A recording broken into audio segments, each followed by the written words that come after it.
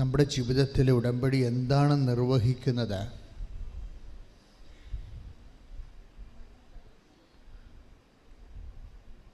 അതിൻ്റെ സുപ്രധാനമായ ഉത്തരങ്ങളിൽ ഒന്ന്, ഈ സീറോ ബാലൻസിൽ നിന്ന് ആസ്തി പദ്ധതിയിലേക്ക് പെട്ടെന്ന് നമ്മളെ കൊണ്ടുവരിക. ആധ്യാത്മികമായ പല പരിചരണങ്ങളുടെയും ആത്യന്തികമായ ലക്ഷ്യം നമുക്ക് ആധ്യാത്മികമായ ആസ്തി ഭദ്രത ഉണ്ടാക്കുന്നത് തന്നെയാണ്. പക്ഷേ ഉടമ്പടിയിൽ വരുമ്പോൾ ഇതിൻ്റെ ഫോർമുല പെർഫെക്ഷൻ ആയത് കാരണം ഇത് പെട്ടെന്ന് സുനിശ്ചിതമായിരിക്കും, സമയബന്ധിതമായിരിക്കും. ഉടമ്പടി സാക്ഷ്യങ്ങളിലേക്ക് നമ്മൾ വരുമ്പോൾ നമുക്ക് മനസ്സിലാകണത് ഇതൊരു ഭാഗ്യക്കുറി എടുക്കണം പോലെയല്ല.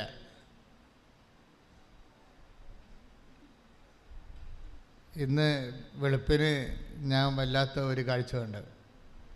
നമ്മുടെ കുവൈറ്റിലെ ധ്യാനം കഴിഞ്ഞ് ഞാൻ ഇന്ന് വെളുപ്പിന് ഒരു 3:30 മണിയായി ഞങ്ങൾ വിമാനത്താവളത്തിൽ വന്നപ്പോൾ ആദ്യമേ ഞങ്ങൾ വന്ന് അവിടെ ഇറങ്ങിയപ്പോൾ തന്നെ ഒരു മനുഷ്യൻ ലോട്ടറി ടിക്കറ്റും കൊണ്ട് വന്നു. കേരളത്തിൻ്റെ അവസ്ഥ എന്ന് പറയുന്നത് ഭയങ്കര അവസ്ഥയാണ്. ഇതൊരു വലിയ വ്യവസായമായ രീതിയിൽ മാറുന്നു. അത്രയും ദാരിദ്ര്യമായി നമ്മളിപ്പോൾ. ഇക്കോണമി അറിയാവുന്നവർക്കറിയാം. വളരെ ഈ നെല്ലിപ്പല കണ്ടുപോകുന്ന കാലത്താണ് ജനങ്ങൾ ഒരു തൊഴിലും അറിയാൻ പാടില്ലാതെ അവസാനം ഒരു ഭാഗ്യത്തിൽ മാത്രം ആശ്രയിച്ചുകൊണ്ട് ജീവിക്കുന്ന ഒരവസ്ഥയെന്ന് പറയുന്നത് നിസ്സാരമായ അവസ്ഥയല്ല. ഞാൻ ആ കാഴ്ച അവിടെ കണ്ടപ്പോഴേക്ക് വിഷമം തോന്നി. നമ്മളിതിനെ എല്ലാത്തിനെയും അതിജീവിച്ച് നമ്മുടെ നാട് ഉണർന്നു വരുമെന്ന് നമുക്കറിയാം. നമ്മുടെ നാടിനെ സമർപ്പിച്ചുകൊണ്ട് കൈകൾ ഉയർത്തിക്കൊണ്ട് പ്രാർത്ഥിക്കട്ടെ, സ്തുതിക്കട്ടെ. ഞങ്ങളുടെ സാമ്പത്തിക വ്യവസ്ഥയെ പ്രത്യേകമായിട്ട് സമർപ്പിച്ച് പ്രാർത്ഥിക്കുന്നു. കേരളത്തെ സമർപ്പിച്ച് പ്രാർത്ഥിക്കുന്നു. ഈശോയെ നീ ഇടപെടണമെന്ന് പ്രാർത്ഥിക്കുന്നു. ഹല്ലേലൂയ, ഹല്ലേലൂയ, മഹത്വം, മഹത്വം, ആരാധന, ആരാധന, ഹല്ലേലൂയ, യേശുവേ ആരാധന, ഹല്ലേലൂയ. Price the Lord. ഞാൻ പറഞ്ഞു വരുന്നത്, ഉടമ്പടി എടുക്കുമ്പോൾ ചിലർക്ക് എങ്ങാനും ബിരിയാണി കൊടുത്താലോ എന്നും പറഞ്ഞുകൊണ്ട് സിനിമാക്കാരൻ്റെ കോമഡിയില്ലേ, എങ്ങാനും ബിരിയാണി പഠിക്കുക കൊടുത്താലോ എന്ന് വിചാരിച്ചുകൊണ്ട് ആൾക്കാരെ ഉടമ്പടി എടുക്കുന്ന ആൾക്കാരുണ്ട്. അതെന്താ പറയണ കാര്യത്തിലേ, ഈ ദിവസങ്ങളിലെ കുവൈറ്റ് ധ്യാനം തന്നെ ആണ് എൻ്റെ മനസ്സിലുള്ളത്. അപ്പോൾ ഞാൻ അവിടെ ഒരു ലേഡിയെ കണ്ടത്. 2 പേരെ കൗൺസിലിംഗ്, രാവിലെ പകൽ കൗൺസിലിംഗും രാത്രി ധ്യാനവുമായിരുന്നു. രാത്രി 6 മണിക്ക് ധ്യാനം, പകൽ 9 മണി തൊട്ട് വൈകുന്നേരം വരെ കൗൺസിലിംഗ് നടത്തും. ഞാനൊരു 1 മണിയാകുമ്പോൾ അവസാനിപ്പിക്കും. എനിക്ക് ധ്യാനിക്ക് പ്രൈവറ്റായിട്ട് പ്രാർത്ഥിക്കേണ്ടത് കാരണം ബിജു മാസ്റ്റർ കണ്ടിന്യൂ ചെയ്യും. അപ്പോൾ എൻ്റെ ടേബിളിൽ വന്ന ഒരു കേസ്, 2 കേസിൽ ഒരു കേസ്, ഒരു മോള് വന്ന് എൻ്റെ അടുത്ത് പറഞ്ഞത്, അച്ഛാ എനിക്കൊരു പ്രാർത്ഥനയുണ്ട്. എന്താണ്? ഈ എൻ്റെ വീട്ടിൽ ബാപ്പ കൂടി ഈശോനെ സ്വീകരിക്കണം. അതിനാണ് അവൾ ധ്യാനം കൂടുന്നത്. കോയമ്പത്തൂരുകാരിയാണ്, രാമനാഥപുരത്തുള്ള സഹോദരിയാണ്. അധികം വയസ്സൊന്നുമില്ല, 10-22 വയസ്സേ ഉള്ളൂ. അപ്പോൾ ആൾ ധ്യാനം കൂടുകയാണ്. എന്തിനാണ് ധ്യാനം കൂടുന്നത്? എല്ലാവരും അവർ ഈശോനെ സ്വീകരിച്ച്, ബാപ്പ കൂടി ഈശോനെ സ്വീകരിക്കാൻ വേണ്ടി. അതാണ് അവരുടെ ആസ്തി ഭദ്രത എന്ന് പറയും. അപ്പോൾ അത് അവർ ഇപ്പം എനിക്ക് ശരിക്കും പറഞ്ഞാലേ എനിക്ക് ഭയങ്കരമായ ഒരു അഭിമാനം തോന്നി. കാര്യം നമ്മളിങ്ങനെ കഷ്ടപ്പെടുന്നുണ്ടെങ്കിലും ദൈവത്തെ അന്വേഷിക്കുന്ന, വേറെ ഒന്നിനും വേണ്ടിയല്ലാതെ, ക്യാഷ് ആൻഡ് കൈൻഡിന് വേണ്ടി അല്ലാതെ, നിത്യരക്ഷയ്ക്ക് വേണ്ടി മാത്രം യേശുവിനെ അന്വേഷിക്കുന്ന ഒരു സമൂഹം ഇവിടെ ഉണ്ടല്ലോ. അത് കഴിഞ്ഞപ്പോൾ വേറെ ഒരു ലേഡി വന്ന, അവരുടെ പ്രശ്നം, അവർക്ക് 12 കൊല്ലമായിട്ട് കുഞ്ഞുങ്ങളില്ല. 12 കുഞ്ഞുങ്ങളില്ല. അപ്പോൾ ഞാൻ എടുത്ത വായിക്ക് ചോദിച്ചു, നിങ്ങൾ ഉടമ്പടി എടുത്തതാണ്? 2019 ഉടമ്പടി എടുത്തതാണ്. ഒരു ഉടമ്പടി എപ്പോഴാണ് നിങ്ങൾ ഉടമ്പടി അവസാനിപ്പിച്ചത്? ആ ഒരു ഉടമ്പടി എപ്പോഴാണ് അവസാനിപ്പിച്ചതെന്ന് അറിയത്തില്ല. ഇപ്പോഴൊക്കെ ഈ ഉറക്കപ്പിച്ച് പോലെ ഇടയ്ക്ക് പ്രത്യക്ഷയുടെ പ്രാർത്ഥന ചൊല്ലും അവർ. ഉടമ്പടി എപ്പോഴാണ് അവസാനിപ്പിച്ചതെന്ന് അറിയത്തില്ല അവർക്ക്. ഉറക്കപ്പിച്ച് പോലെ വല്ലപ്പോഴുമൊക്കെ ഈ പ്രത്യക്ഷയുടെ പ്രാർത്ഥന എടുത്തു വെച്ച് ചെല്ലും. അപ്പം അങ്ങനെ ഗതികെട്ട അവസ്ഥയിലേക്ക് അവർ പോവുകയാണ്. ഈ രണ്ട് കക്ഷികളെ കണ്ടില്ലേ? നിങ്ങളിത് എവിടെയാണ് നിൽക്കണം നോക്കണം. ഈ കൂട്ടത്തിൽ നിങ്ങൾ എവിടെയാണ് നിൽക്കണം നോക്കണം. അതായത് ആ രണ്ടാമത് പറയുന്ന ആളില്ലേ, അവർക്ക് എന്താ സംഭവിച്ചത്? അവർ ഉടമ്പടി എടുത്തപ്പോൾ തന്നെ അവർക്ക് മനസ്സിലുണ്ട് ഉടമ്പടി എടുത്തുകൊണ്ടൊന്നും കുട്ടികളുണ്ടാകത്തില്ലെന്ന്. അതാണ് അവർ ഉടമ്പടി ഉടപ്പിയത്. ഉടമ്പടി എടുത്തുകൊണ്ടൊന്നും കുട്ടികളുണ്ടാകാൻ പോണില്ല എന്ന്. അപ്പോൾ അവർക്ക് വിശ്വാസമില്ലാതെ ആരെങ്കിലുമൊക്കെ ഈ സാക്ഷ്യങ്ങളൊക്കെ പറയുമ്പോൾ അത് കേട്ടിട്ട് ദൈവത്തിന് പണി കൊടുക്കാൻ വേണ്ടി ഉടമ്പടി എടുക്കുന്ന ആൾക്കാരുണ്ട്. നിങ്ങൾ അങ്ങനെ വല്ലതും ആണെങ്കിലേ നിങ്ങൾ ഇത് കറക്റ്റ് ചെയ്യണം. ഇത് ഇപ്പോൾ ഇന്ന് ഞാനിവിടെ ഞങ്ങളെ അച്ഛനും യോമളൊക്കെ ആയിട്ടിരുന്ന് പ്രാർത്ഥിച്ചുകൊണ്ടിരിക്കുന്ന സമയത്ത് അവരൊരു സാക്ഷ്യം എടുത്ത് എനിക്ക് തന്നു. അവർ എന്നെ പേരവരുടെ ഡൽഹിയിൽ നിന്ന് ആൻ ജോർജ് എന്ന് പറഞ്ഞു. അപ്പോൾ അവരുടെ സാക്ഷ്യത്തിൽ അവർക്കിതുപോലെ മക്കളില്ലാത്ത കേസാണ്. പക്ഷേ അവരാദ്യം കണ്ട അടയാളം ഈ ഉടമ്പടിയുടെ ഉപ്പ് ഇട്ടിട്ട് പൂക്കാത്ത മരങ്ങൾ പൂക്കുന്ന ഒരു സാക്ഷ്യമാണ് അവർ കണ്ടത്. പക്ഷേ അതേസമയം തന്നെ അവരതിൽ അതുപോലെ വിശ്വസിച്ച് അവർ 5 കൊല്ലം മക്കളില്ലാത്തവർ പ്രഗ്നൻ്റായി. പക്ഷേ ഇത് വിഷയം എന്ന് പറയണത്, അപ്പോൾ അവർ മാതാവിനോട് ചോദിച്ചു ഇത് ആര് വഴിയാണ്? കാര്യം അവർ ഒത്തിരി പ്രാർത്ഥനയ്ക്ക് നടക്കുന്ന ആളാണ്, പലതരത്തിലുള്ള പ്രാർത്ഥന ഈ വിഷയത്തിൽ എടുത്തിട്ടുണ്ട്. അപ്പോൾ അവർക്ക് ആ കുഞ്ഞിനെ സ്വപ്നം കാണിച്ച് കൃപാസനം മാതാവിനെ. പക്ഷേ കുഞ്ഞിന് കൃപാസനം മാതാവിനെ അറിയത്തില്ല, അത് വേറെ കുഞ്ഞാണത്. കുഞ്ഞിന് കൃപാസനം മാതാവിനെ അറിയത്തില്ല. പക്ഷേ ആ കുഞ്ഞിനെ കൃപാസന മാതാവിനെ കാണിച്ചപ്പോൾ അവൾ തിരിച്ചറിഞ്ഞ്, നമ്മൾ തിരിച്ചറിയപ്പെടേ പരിട എന്ന് പറഞ്ഞാൽ തിരിച്ചറിഞ്ഞ്. ഞാൻ എന്താ ഇങ്ങനെ പറഞ്ഞത്, നിങ്ങൾ ഈ സാക്ഷ്യങ്ങൾ കേൾക്കുമ്പോൾ നിങ്ങൾക്ക് തോന്നണം ചിലർ നല്ല ആസ്തിയോടുകൂടി വന്നാണ് ഉടമ്പടി എടുക്കുന്നത്, ചിലർ ഒരു ആസ്തിയും 0 ബാലൻസിൽ വന്ന ഉടമ്പടി എടുക്കുന്നത്.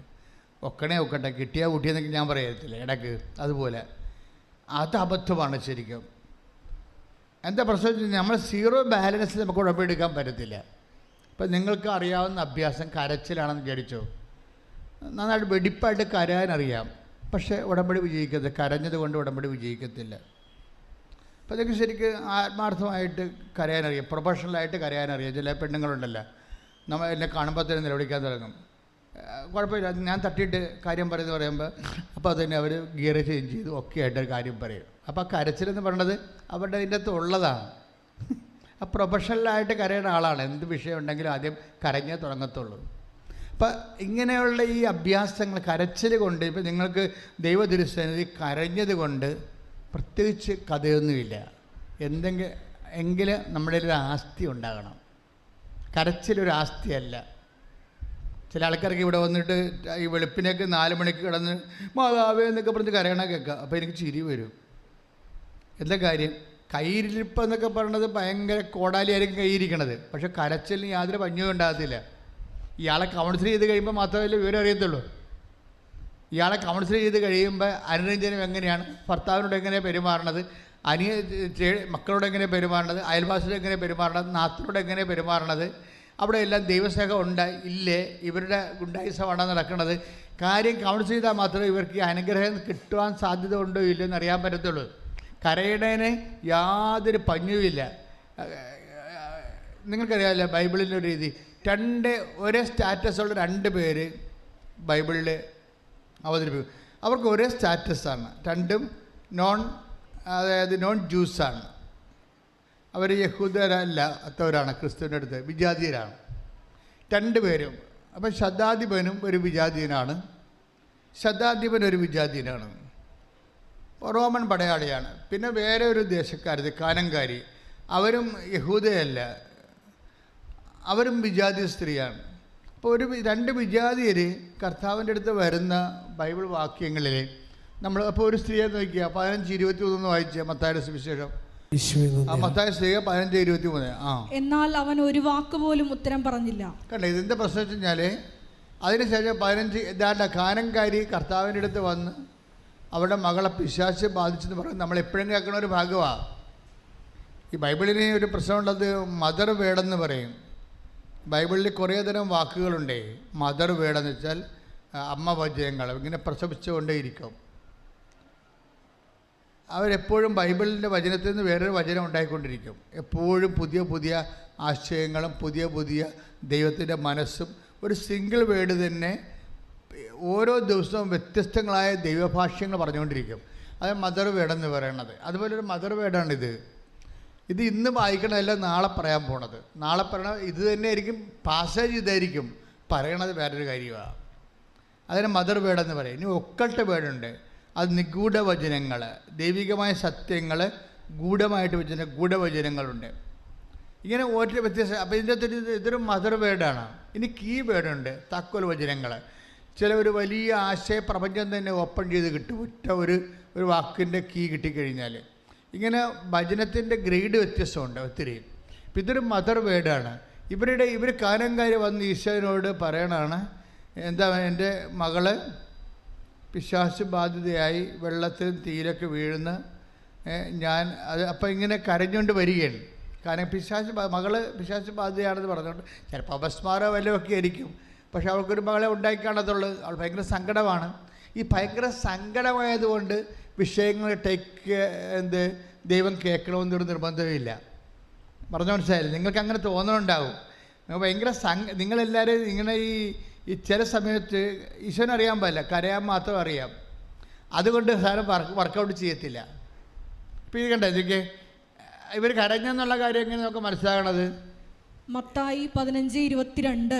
22 വായിക്കണം. മത്തായി 15:22 എന്താ വായിക്കണം? അപ്പോൾ ആ പ്രദേശത്ത് നിന്ന് ഒരു കാനാൻകാരി വന്ന് കരഞ്ഞപേക്ഷിച്ചു. കരഞ്ഞപേക്ഷിച്ചു. അപ്പോൾ കരയണതിന് ഉസ്താദാണ് ശരിക്കും. കരച്ചിലിന് വേണ്ടി കണ്ണീര് നമുക്ക് ആർക്കും വാടക എടുക്കേണ്ട കാര്യമില്ല. സ്വന്തമായിട്ട് കണ്ണീര് ആവശ്യത്തിനുള്ള ആളാണ്. പക്ഷെ വർക്കൗട്ട് ചെയ്യത്തില്ല. കർത്താവ് മിണ്ടിയില്ലെന്നാണ് പറയണത് അല്ലേ? നിങ്ങൾക്കും ചിലർക്കൊക്കെ പറയുന്ന അബദ്ധം ഇതാണ്, കൃഷി മിണ്ടത്തില്ല. കരയാനൊക്കെ അറിയാം. 2 കണ്ണീര് 4 കണ്ണുണ്ടായിട്ടെങ്കിൽ 4 കണ്ണീരിൽ നിന്ന് കണ്ണീര് വന്നേരം. പക്ഷേ ദൈവം മിണ്ടത്തില്ല. അപ്പോൾ അപ്പോസ്തലന്മാർക്ക് തന്നെ സൂര്യകട അപ്പോൾ ഇവളുടെ കരച്ചിലെന്ന് പറയുന്നത് ഇങ്ങനെ ഏങ്ങലിടിയൊന്നുമല്ല, ആ പഞ്ചായത്ത് മുഴുവൻ കേൾപ്പിച്ചുകൊണ്ടുള്ള നല്ല കരച്ചിലാണ്. അതുകൊണ്ടാണ് അപ്പോസ്തലന്മാർക്ക് സൂര്യകടായി. അപ്പോസ്തലന്മാർ പറയുന്നുണ്ട്, എന്താ പറഞ്ഞ കേട്ടെ? ശിഷ്യന്മാർ അവനോട് അഭ്യർത്ഥിച്ചു. ശിഷ്യന്മാർ ഈ വിഷയത്തിൽ കക്ഷി ചേർന്ന്, ഇവളുടെ വിഷയത്തിൽ ശിഷ്യന്മാർ കക്ഷി ചേർന്നത് കാര്യം അറിയാമോ? ഈ കക്ഷി പറഞ്ഞു വിട്ടിട്ടുണ്ടെങ്കിൽ അവർക്ക് സൗകര്യം ഉണ്ടാകാൻ. ഈ ശിഷ്യന്മാർ കക്ഷി ചേർന്ന് അവരെന്താ പറയണത്? അവർ അഡ്രസ്സ് ചെയ്യണത് ഈ സ്ത്രീ കരഞ്ഞുകൊണ്ട് വരണ, ഈ സ്ത്രീ വായിച്ചോളത്. ശിഷ്യന്മാർ അവനോട് അഭ്യർത്ഥിച്ചു. പറഞ്ഞേ, ശിഷ്യന്മാർ അവനോട് അഭ്യർത്ഥിച്ചു. അവളെ പറഞ്ഞയച്ചാലും. അവൾ പറഞ്ഞയക്കും. സൂര്യകടന്നാണ് ഈ പറയണത്. കരഞ്ഞും കുവിയും കാറിൽ നിന്ന് ബഹളം ഉണ്ടാക്കിയിട്ട് ആ പ്രദേശം മുഴുവനും ഒരു അപ്സെറ്റാക്കിയിരിക്കുകയാണ്. സൂര്യകടാണ് ഈ പണ്ടാരത്തിനെ പറഞ്ഞുവിടാൻ പറഞ്ഞ അത് ആ രീതിയിലാണ് പറയും. ഇവരെ പറഞ്ഞയക്കൂ. അവളോട് സ്നേഹം ഉണ്ടായിട്ടല്ല, നിലവിളിയുടെ അഭ്യാസം കാരണം അവർക്ക് സൂര്യകട ഉണ്ടാക്കണം. അവൾ പറഞ്ഞയക്കൂ. എന്താണ്? അവൾ നമ്മുടെ പിന്നാലെ വന്ന് നിലവിളിക്കുന്നല്ലോ. അവൾ നമ്മുടെ പിന്നാലെ വന്ന് ഒന്ന് പറഞ്ഞേ. അവൾ നമ്മുടെ പിന്നാലെ വന്ന് നിലവിളിക്കുന്നല്ലോ. പിന്നാലെ വന്നാലും മുന്നാലെ വന്ന് നിലവിളിച്ചാലും കഥയൊന്നും ഇല്ലെന്നാണ് ഈശോ പറയണത്. കരയണ ഒരു മുമ്പിൽ വന്ന് കരഞ്ഞാലും പുറകിൽ വന്ന് കരഞ്ഞാൽ കഥയില്ല. എന്താ കാര്യം? ആസ്തി ചോദിക്കാം. ദൈവദിവസത്തിന് വരുമ്പോൾ ആസ്തി വെക്കാൻ പറയും. നിങ്ങളുടെ യോഗ്യത എന്താണെന്ന് പറയാൻ പറയും. അതുകൊണ്ട് ഈശോ നിനക്ക് മെറിറ്റ് ഇല്ല എന്ന് പറയും. നമുക്കറിയാലോ, ഉടമ്പടി എന്താ പറയണത്? Not by merit but by grace. യോഗ്യതയില്ല, യോഗ്യതയാണ് അഡ്രസ്സ് ചെയ്യണം. അവിടെ നിനക്ക് യോഗ്യതയില്ലെന്ന് പറയും. കരയണത് ഒരു യോഗ്യതയല്ല. മനസ്സിലായില്ലേ? നമ്മൾ വളരെ കൃത്യമായിട്ട്, ഞാനിങ്ങനെ സിമ്പിളായിട്ട് പറയണത് നിങ്ങൾക്ക് കൃത്യമായിട്ട് മനസ്സിലാക്കാൻ വേണ്ടിയാണ്. കരച്ചിൽ ഒരു യോഗ്യതയല്ല. യോഗ്യത ഇല്ലെന്ന് പറയുന്നതിന് പകരം ഈശോ എന്താ പറയണത്? അവൻ മറുപടി പറഞ്ഞു, ഇസ്രായേലിൽ നിന്ന് നഷ്ടപ്പെട്ടു പോയ ആടുകളുടെ അടുക്കലേക്കാണ് ഞാൻ അയക്കപ്പെട്ടിരിക്കുന്നത്. ഇവളുടെ കാര്യം പരിഹരിക്കാൻ വേണ്ടി വന്നതല്ലെന്ന്. ക്ലിയർ അല്ലേ? ഇവളുടെ ഈ കരച്ചിലിൻ്റെ പ്രശ്നം പരിഹരിക്കാൻ വന്ന ആളല്ലെന്നാണ് പറയണത്. മനസ്സിലായില്ലേ? ഇപ്പം കരഞ്ഞതുകൊണ്ട് കാര്യം നടക്കാത്തില്ലെന്ന് മനസ്സിലായില്ലേ? ഇപ്പം ഇസ്രായേൽ നഷ്ടപ്പെട്ടു പോയ ദൈവത്തിൻ്റെ തിരഞ്ഞെടുക്കപ്പെട്ട കൂട്ടത്തിൽ നിന്ന് അവിടുന്ന് വഴിതെറ്റിപ്പോയ അവിശുദ്ധിയിലേക്ക് പോയ ആൾക്കാരുടെ അടുത്തിലേക്ക് ഞാൻ വന്നിരിക്കുന്നത് ഈ കേസ് എടുക്കാമെന്നതല്ല. ഇങ്ങനെ ഓരോ വിഷയത്തിൽ വന്ന് കരഞ്ഞാൽ ആ വിഷയത്തിൻ്റെ ആ കരയണ വിഷയത്തിന് അഡ്രസ്സ് ചെയ്യാമെന്ന ആളല്ലെന്ന്. ചിലപ്പോൾ ഈ ആഴ്ച കരയണ ചിലപ്പോൾ PR കിട്ടാനായിരിക്കും, അടുത്ത ആഴ്ച കരയണ വസ്തു വിൽക്കാനായിരിക്കും, അതിൻ്റെ അപ്പുറത്തെ ആഴ്ച കരയണ ഭർത്താവിൻ്റെ വെള്ളവടി മാറ്റാനായിരിക്കും. ഇങ്ങനെ നിങ്ങളിങ്ങനെ കരഞ്ഞുകൊണ്ടിരിക്കും. ഈ കരയുന്ന സംഭവത്തിൻ്റെ വിഷയത്തിനെ കൈകാര്യം ചെയ്യാൻ വന്ന ആളല്ല ഞാനെന്ന് പറഞ്ഞ് മനസ്സിലായില്ലേ? വളരെ വെടിപ്പായിട്ടാണ് സംസാരിക്കണത്. എന്താ അതായത് ഇസ്രായേൽ വംശം എന്ന് പറഞ്ഞേ, ഇസ്രായേൽ ഭവനത്തിലെ നഷ്ടപ്പെട്ടു പോയ അതായത് വിശ്വാസം ഒരിക്കൽ ഉണ്ടായിരുന്ന ആൾക്കാരാണ്. വിശ്വാസം ഒരിക്കൽ ഉണ്ടായിരുന്നിട്ട് വിശ്വാസം ഇപ്പോഴേതെങ്കിലും കാലഘട്ടത്തിൽ കൈമോശം വന്നു പോയി കാണും. അങ്ങനെയുള്ളവർക്കാണ് ഫസ്റ്റ് പ്രിഫറൻസ്. സീറോ ഫെയ്ത്തുകാർക്ക് ഫസ്റ്റ് പ്രിഫറൻസ് ഇല്ല. ഇവിടെ ഇസ്രായേൽ വംശത്തിൽ നിന്ന് നഷ്ടപ്പെട്ടു പോയ ആടുകളുടെ അടുക്കലേക്കാണ് അയക്കപ്പെട്ടിരിക്കുന്നത്. ഫസ്റ്റ് പ്രിഫറൻസ് ആണ്. ഫസ്റ്റ് പ്രിഫറൻസ് എന്താണ്? വിശ്വാസ തകർച്ച ഉണ്ടായ ആൾക്കാർ. ഒരിക്കൽ വിശ്വാസം ഉണ്ടായ ആളാണ്.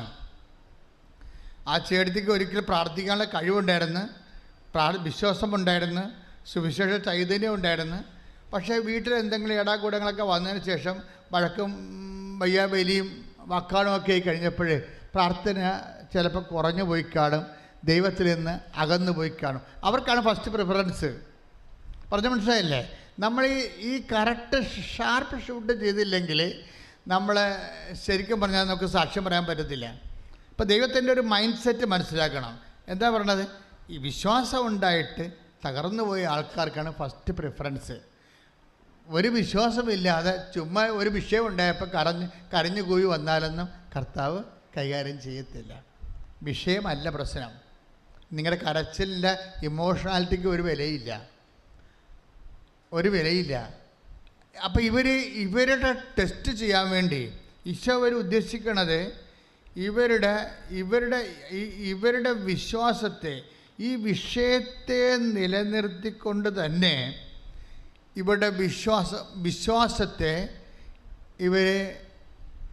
നിങ്ങളെ കർത്താവിൻ്റെ തിരുസന്നിധിയിൽ പ്രകടിപ്പിക്കാൻ വേണ്ടി നമുക്ക് ഈശോ ചാലഞ്ച് ചെയ്യും. അതിനെന്ത് ഈശോ പറയണത്? വിശ്വാസമില്ലാത്തവരാണെങ്കിൽ, ഇപ്പം ചില ആൾക്കാർ ഞാൻ പറഞ്ഞില്ലേ, അവർ 12 കൊല്ലമായി മക്കളില്ല. പക്ഷേ അവരിപ്പോൾ പ്രത്യക്ഷീണ പ്രാർത്ഥന ഞരങ്ങി മൂളിയൊക്കെ വല്ലപ്പോഴും കൂടി വല്ല പട്ടിയ പൂച്ചയെ കടിച്ചാൽ മാത്രമേ പ്രത്യക്ഷ പ്രാർത്ഥന ചെല്ലത്തുള്ളൂ. അങ്ങനെയുള്ള അവസ്ഥയാണ് അവർ. ഈ കക്ഷികൾ അഡ്രസ്സ് ചെയ്യത്തില്ല. അതെന്താ സംഭവിച്ചാൽ ഇവരുടെക്കൊന്നും വേണ്ടത്, ദൈവത്തിന് വേണ്ടത് സാധാരണ ഒരു വിശ്വാസമല്ല. പിന്നെന്താ വേണത്? ആ ചേട്ടത്തിൽ പറയുന്നുണ്ട്, മക്കളുടെ അപ്പമെടുത്ത് 15:26 മക്കളുടെ അപ്പമെടുത്ത് മക്കളുടെ അപ്പമെടുത്ത് നായ്ക്കൾക്ക് എറിഞ്ഞു കൊടുക്കുന്നത് ഉചിതമല്ല. അപ്പോൾ നമ്മൾ കേൾക്കുമ്പോൾ ഒത്തിരി ഫീൽ ചെയ്യും നമുക്ക്. അയ്യോ, ആ പാവപ്പെട്ടവള് അവളുടെ മകൾ രോഗിയായി, പിന്നെ അവളെ പട്ടിയെന്നും വിളിച്ചെന്ന്. ഇതുപോലെ ആക്ഷേപങ്ങളും അതുപോലെ തന്നെ ദൈവം നിരാകരിക്കുന്ന അനുഭവങ്ങളും ഈ ഉടമ്പടി എടുക്കുന്ന ആൾക്കാരുടെ ജീവിതത്തിലുണ്ട്. പറഞ്ഞ മനസ്സിലല്ല? ആക്ഷേപങ്ങൾ വീട്ടിൽ തന്നെ. ഇപ്പം നമ്മൾ തന്നെ നിങ്ങളെ ഇപ്പം വീട്ടിൽ നിന്ന് ഇറങ്ങുമ്പോൾ തന്നെ ആദ്യം അവളിറങ്ങിയിട്ടുണ്ട്, ഇനിയിപ്പോൾ തന്നെ കൃപാസനത്തിന് മരത്തിക്കൊണ്ടെന്ന് വെക്കും ഇവിടെ, ഇല്ലേ? അപ്പം നമുക്ക് പേടിയാണ്. നമ്മളെ എതിർക്കുന്ന ആൾക്കാർ ആരെങ്കിലും വീടിൻ്റെ ഭൂമുഖത്തിരിപ്പുണ്ടെങ്കിൽ നമ്മൾ നോക്കണത് എന്താണ്? ഈ ആൾക്കാരെ കണ്ടിപ്പെടാതെ നേരെ പുറകിലെ വാതിലെ കൂടി കൃപാസനത്തിൽ പോകാമെല്ലാം മാർഗം ഉണ്ടാകുന്നതാണ് നമ്മൾ നോക്കണത്. എന്താ കാര്യം? ആക്ഷേപം കിട്ടും. നിങ്ങൾ ഈ ആക്ഷേപം ഈ പാക്കേജിൻ്റെ ഭാഗമാണ്. ഇപ്പോൾ ചിലപ്പോൾ നിങ്ങളുടെ ആങ്ങളായിരിക്കും നിങ്ങൾ ആക്ഷേപിക്കണത്. അല്ലെങ്കിൽ നിങ്ങളുടെ സമുദായമായിരിക്കും, അല്ലെങ്കിൽ അയൽവാസിയായിരിക്കും. ആക്ഷേപം ഉറപ്പാണ്. മനസ്സിലായി? ദൈവ വഴികളിലെ ഉത്തരം കിട്ടാതിരിക്കുകയും അതേസമയം തന്നെ ആക്ഷേപം കിട്ടുകയും ചെയ്യും. അതാണ് എന്താ പറഞ്ഞിരിക്കുന്നത്? മക്കളുടെ അപ്പം എടുത്ത് നായ്ക്കൾക്ക് കൊടുക്കുക വിഹിതമല്ല. അപ്പം നായ്ക്കൾ തന്നെ വിളിച്ചു. ഇവിടെ വെച്ച് ഈ ചേടത്തിക്ക് വേണമെങ്കിൽ വീട്ടിൽ പോകാം. എന്താ കാര്യം? കഷ്ടപ്പെട്ട് ഇവിടെ വന്ന് അവസാനം നായെന്ന് പേരും കിട്ടിയില്ലേ, പോവാം. ഇവർ പോണമെന്ന് തന്നെയാണ് കർത്താവ് ആഗ്രഹിക്കണത്. ഇവർക്ക് സീറോ ഫെയ്ത്ത്, ഇവർക്ക് സീറോ ആസ്തിയാണെങ്കിൽ ഇവർ പോകും. പക്ഷേ ഇവിടെ വെച്ചിട്ട് 2 പ്രാവശ്യം ഇവർ തകർച്ച. അതായത് ആദ്യം ഇവർ നേരിട്ടിടപെട്ടു, ഒന്നാമത്തെ പ്രാവശ്യം. 2ാമത്തെ പ്രാവശ്യം ഇവരെന്നാ ചെയ്യണത്? അപ്പോസ്തലന്മാരെ ഇടപെടുത്തി.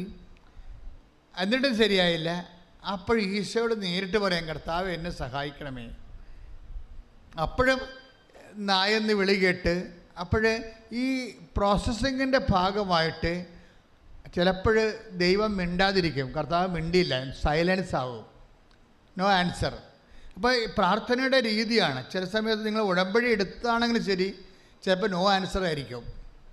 ഇത് ഇതിനെക്കുറിച്ച് അറിയണം നമ്മൾ ശരിക്കും. ഇതിൻ്റെ ഉള്ളതാണ്. നമ്മളിപ്പോൾ നിങ്ങളുടെ കല്യാണം കഴിക്കണം, അയ്യോ അപ്പം നിങ്ങളോർക്ക് ഈ കല്യാണം വരും, ഈ കല്യാണം നടക്കും, കാര്യം ഞാൻ ഉടമ്പടി എടുത്തതാണ്. അപ്പോൾ നമുക്ക് ഉറപ്പാണ്. അപ്പോൾ അവർ പറയും നിങ്ങൾ അങ്ങോട്ട് വരാൻ പറയും. നമ്മൾ അങ്ങോട്ട് ചെന്ന് അപ്പോൾ അത് നമുക്കിഷ്ടപ്പെട്ട് അവരിങ്ങോട്ട് വന്ന് കാര്യങ്ങൾ അങ്ങോട്ട് കൊടുക്കണം മേടിക്കണം പറഞ്ഞപ്പോഴുണ്ട് അവർ 4 കാലം വീണ് ഓടി. അപ്പോൾ നമ്മൾ വിചാരിച്ചിരുന്നത് എന്താണ്? ഈ കല്യാണം നടക്കുമെന്നല്ലേ. പക്ഷേ ഇപ്പോൾ എന്താ പറ്റിയിരിക്കണം? 1.5 മാസം ഈ അംഗം കഴിഞ്ഞപ്പോൾ അവർ ഇട്ടച്ചും പോയി. ഇപ്പം നമ്മൾ എന്തെല്ലാം സമാധാനം പറയണം? ഇനി കൂട്ടുകാരുടെ മുഖത്ത് നോക്കിയില്ല, നമ്മൾ എല്ലായിടത്തും വിളിച്ച് പറഞ്ഞു അത് ഏറെക്കുറെ സെറ്റാകണ്ട നമ്മൾ കൂട്ടുകാർ മിണ്ടാതിരിക്കണം. ഈ സംഭവം കഴുത്ത താല് വീഴുന്ന വരെ മിണ്ടരുത്.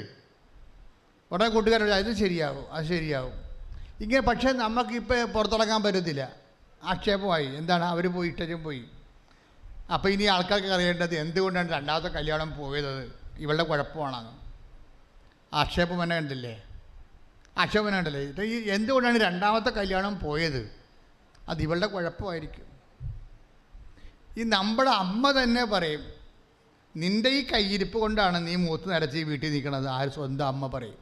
പോരെ, ഇനി അവരെല്ലാം പറയാറുണ്ടാ?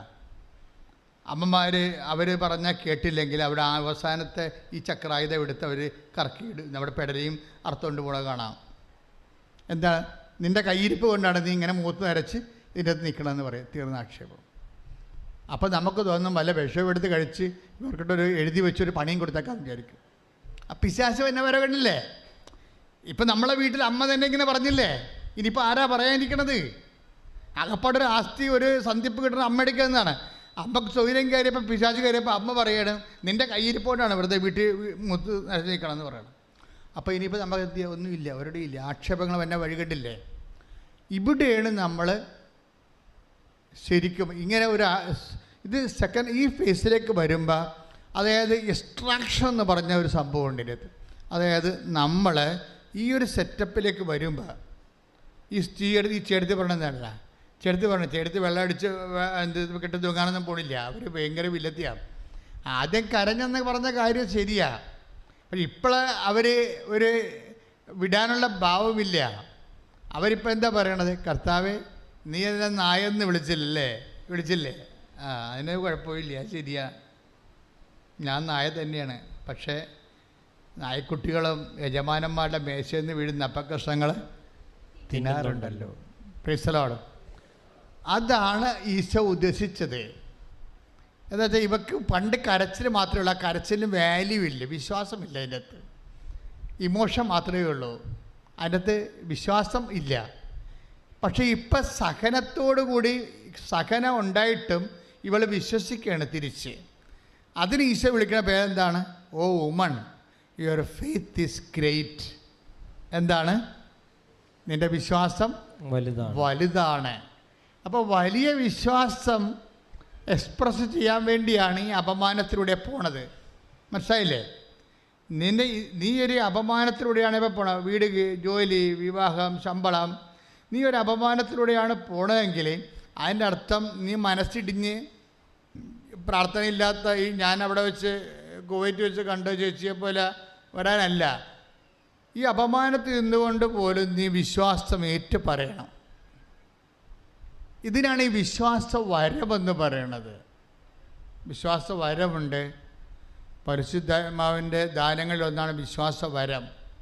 വിശ്വാസ വരമെന്ന് പറയണത് നല്ല ക്ലേശകാലങ്ങളിൽ സർവൈവ് ചെയ്യുന്ന സർവൈവ്ഡ് ഫെയ്ത്താണ് ഈ വിശ്വാസ വരമെന്ന് പറയണത്. സാധാരണ വിശ്വാസം വെയിൽ കൊള്ളുമ്പോൾ അങ്ങ് വെണ്ണ പോലെ ഉരുകിപ്പോകും. ഇവളുടെ വിശ്വാസം ഉരുകിപ്പോണില്ല. പിശാചെന്ന് വിളിച്ചിട്ടും അതുപോലെ തന്നെ മക്കളുടെ അപ്പം കൊടുത്ത് നായ്ക്കൾക്ക് കൊടുക്കാൻ വിഹിതമല്ലെന്ന് പറഞ്ഞിട്ടും അവളതെല്ലാം അക്സെപ്റ്റ് ചെയ്യണം. കർത്താവേ, അത് ശരിയാണ്, ഞാൻ നായ തന്നെയാണ്. പക്ഷേ എന്താണ്, നായ്ക്കൾക്ക് പോലും യജമാനന്മാരുടെ മേശയിൽ നിന്ന് വീഴുന്ന അപ്പക്കഷ്ണങ്ങൾ തിന്നാറുണ്ടല്ലോ എന്ന് പറയുമ്പോൾ അവളുടെ ഒറിജിനൽ ആ കരച്ചിൽ മാത്രമല്ല, യഥാർത്ഥ ഫെയ്ത്ത്, വിശ്വാസം, അതായത് ക്ലേശങ്ങളെയും ആക്ഷേപങ്ങളെയും അതിജീവിച്ച വിശ്വാസം. അപ്പോൾ നമ്മുടെ വിശ്വാസം എന്ന് പറഞ്ഞൊരു കാര്യമില്ല, അതിജീവിച്ച വിശ്വാസം എന്നും പറഞ്ഞ് വേറൊരു സംഭവമുണ്ട്. അതിജീവിച്ച വിശ്വാസം. Take the word of God. അതിജീവിച്ച. ശ്രുതികട ഹല്ലേലൂയ. പത്രോസിൻ്റെ ലേഖനമാണ് അഗ്നി പരീക്ഷകളെ അതിജീവിച്ച വിശ്വാസം. Take the word of God. ശ്രുതികട ഹല്ലേലൂയ. യേശുവേ നന്ദി. ഹല്ലേലൂയ ഹല്ലേലൂയ ഹല്ലേലൂയ. യേശുവേ സ്തുതി. ഹല്ലേലൂയ ഹല്ലേലൂയ ഹല്ലേലൂയ ഹല്ലേലൂയ. 1 പത്രോസ് 1:7. 1 പത്രോസ് 1:7. അഗ്നിശോധനയെ അതിജീവിക്കുന്ന, ഒന്ന് പറഞ്ഞേ, അഗ്നിശോധനയെ അതിജീവിക്കുന്ന നശ്വരമായ സ്വർണത്തേക്കാൾ വിലയേറിയതായിരിക്കും പരീക്ഷകളെ അതിജീവിക്കുന്ന നിങ്ങളുടെ വിശ്വാസം. ഇതാണ് കാനൻകാരിയുടേത്. സ്വർണത്തെക്കാൾ അത് വിലയുള്ളതായി മാറി. ഇപ്പം വാല്യൂ ആയി. ഇതാണ് വാല്യൂ എന്ന് പറയണത്. ഞാൻ കുവൈറ്റ് നടത്തിയപ്പോൾ ധ്യാനത്തിന് കർത്താവ് പറഞ്ഞത് വാല്യൂ ആഡഡ് സ്പിരിച്വാലിറ്റി എന്നാണ്. ഒരു വ്യക്തിയുടെ വാല്യൂ, അവൻ ദൈവതിരുസന്നിധിയിൽ വാല്യൂ ഉള്ള വ്യക്തിയാണോ ഇല്ലയോ, അവന് ബാർഗൈനിങ് പവർ ഉണ്ടോ വിശ്വാസത്തിൽ, അത് ഇങ്ങനെയുള്ള പ്രോസസ്സിങ് പ്രക്രിയയിലൂടെയാണ് വെളിവാകണത്. അതിന് പത്രോസ് പറഞ്ഞത് എന്താണ്? വചനം ഒന്ന് വായിച്ചോ. 1 പത്രോസ് 1:7 ഒന്ന് വായിച്ചു. അഗ്നിശോധനയെ അതിജീവിക്കുന്ന, പറഞ്ഞേ, അഗ്നിശോധനയെ അതിജീവിക്കുന്ന നശ്വരമായ സ്വർണത്തേക്കാൾ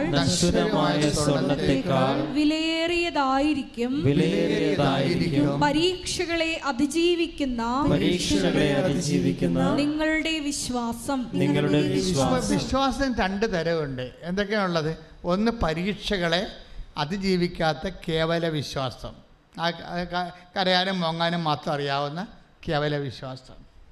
രണ്ടാമത്തത്, എന്തെല്ലാം വിഷയം ഉണ്ടായാലും വിശ്വാസത്തിൽ ഉറച്ചു നിന്നുകൊണ്ട് പരീക്ഷകളെ അതിജീവിച്ച അതിജീവിത വിശ്വാസം. ഈ അതിജീവിത വിശ്വാസമാണ് വിശ്വാസ വരമെന്ന് പറയുന്നത്. വിശ്വാസ വരം, പ്രാർത്ഥനാ വരം എന്നൊക്കെ പറയത്തില്ലേ. പ്രാർത്ഥന ഒക്കെ പ്രാർത്ഥിക്കുന്ന എല്ലാവർക്കും പ്രാർത്ഥനാ വരമില്ല. അവരൊരു കാഷ്വലായിട്ട് ഓരോ വിഷയത്തിന് പ്രാർത്ഥിച്ചു പോകണം. വരമില്ല. വരം വേണമെന്നുണ്ടെങ്കിൽ അതിജീവിതം വേണം എൻ്റെ അടുത്ത്. ഇപ്പോൾ കർത്താവിൻ്റെ തിരുസന്നിധിയിൽ കർത്താവിൻ്റെ പ്രാർത്ഥനാ വരമുണ്ട്. നിങ്ങൾക്കും ഉണ്ട് വരം, എനിക്കും ഉണ്ട് വരം. പ്രാർത്ഥനാ വരം എന്താണ്? പ്രാർത്ഥനാ വരം എന്ന് പറയുന്നത് എന്തെങ്കിലും ഒരു വിഷയത്തെ പ്രാർത്ഥിക്കണമല്ല. അത് ഗെത്സെമനിയിൽ തീവ്രവേദനയിൽ കൂടുതൽ തീക്ഷ്ണമായി പ്രാർത്ഥിച്ചു. അപ്പം തീവ്രവേദനയും മുഴുകുമ്പോൾ പത്രോസ് അവിടെ ഇരുന്ന് ഉറങ്ങുന്നുണ്ട്. കണ്ടില്ലേ? അവിടെയാണ് വിഷയം വരുന്നത്. തീവ്രവേദനയും മുഴുകുന്നു, ഈശോയും തീവ്രവേദനയും മുഴുകുന്നു, പത്രോസ് ശിഷ്യന്മാരും തീവ്രവേദനയും മുഴുകുന്നു. തീവ്രവേദന മുഴുകിയ ശിഷ്യന്മാരെന്താ പറ്റിയത്? ഉറങ്ങി അവിടെ പോയി. തീവ്രവേദന മുഴുകി ഈശോക്ക് എന്നാ പറ്റിയത്? അത് പറഞ്ഞ് 22:44 എന്താ പറയണത്? അവൻ തീവ്രവേദനയിൽ മുഴുകി. പറഞ്ഞ്, അവൻ തീവ്രവേദനയിൽ മുഴുകി കൂടുതൽ തീക്ഷ്ണമായി പ്രാർത്ഥിച്ചു. അപ്പൊ തീവ്രവേദനയിൽ മുഴുകുമ്പോൾ കൂടുതൽ തീക്ഷ്ണമായി പ്രാർത്ഥിക്കണം. ഇതിനാണ് പ്രാർത്ഥന വരവെന്ന് പറയുന്നത്. മനസ്സിലായി? ഇതിനാണ് പ്രാർത്ഥന. വിശ്വാസ വരമുണ്ട്. വിശ്വാസ വരം എന്ന് പറയുമ്പോൾ അഗ്നിശോധനയെ അതിജീവിച്ച നശ്വരമായ സ്വർണത്തെക്കാൾ വിലയേറിയതാണ് പരീക്ഷകളെ അതിജീവിച്ച നിങ്ങളുടെ വിശ്വാസം. അപ്പം പരീക്ഷകളെ അതിജീവിച്ച വിശ്വാസമാണ് എന്ത്? വിശ്വാസ വരം. പരീക്ഷകളെ അതിജീവിച്ച പ്രാർത്ഥനയാണ് എന്ത്? പ്രാർത്ഥന വരം.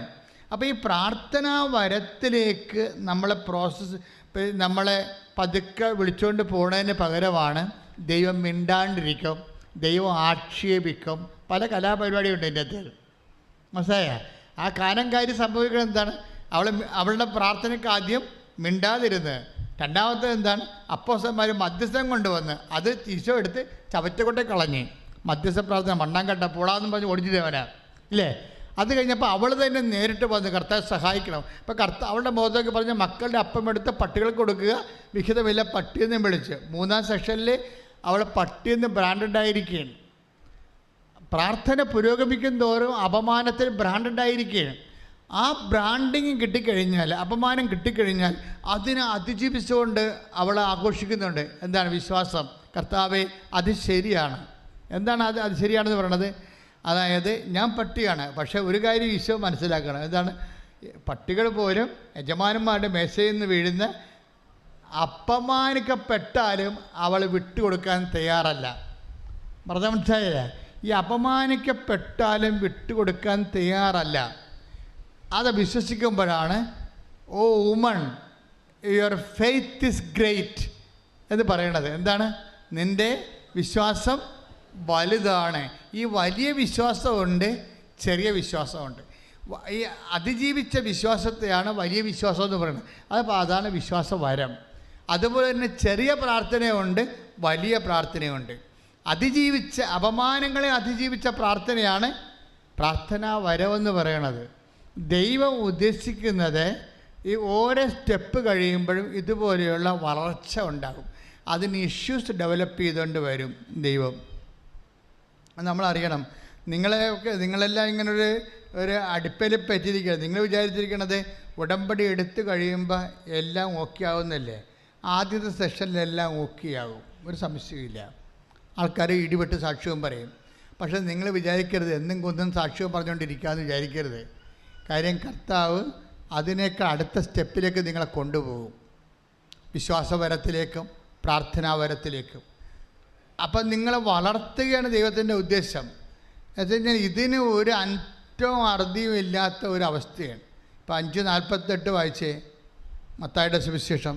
സ്തുതിക്കട്ടെ. ഹല്ലേലൂയ, ഹല്ലേലൂയ, ഹല്ലേലൂയ, ഹല്ലേലൂയ, ഹല്ലേലൂയ. യേശുവേ നന്ദി. ഹല്ലേലൂയ, ഹല്ലേലൂയ. മത്തായി 5:48. അതുകൊണ്ട് നിങ്ങളുടെ സ്വർഗസ്ഥനായ പിതാവ് പരിപൂർണനായിരിക്കുന്നത് പോലെ നിങ്ങളും പരിപൂർണരായിരിക്കും. വല്ലതും നടക്കും. ഇതാണ് മനസ്സിലിരിപ്പ്.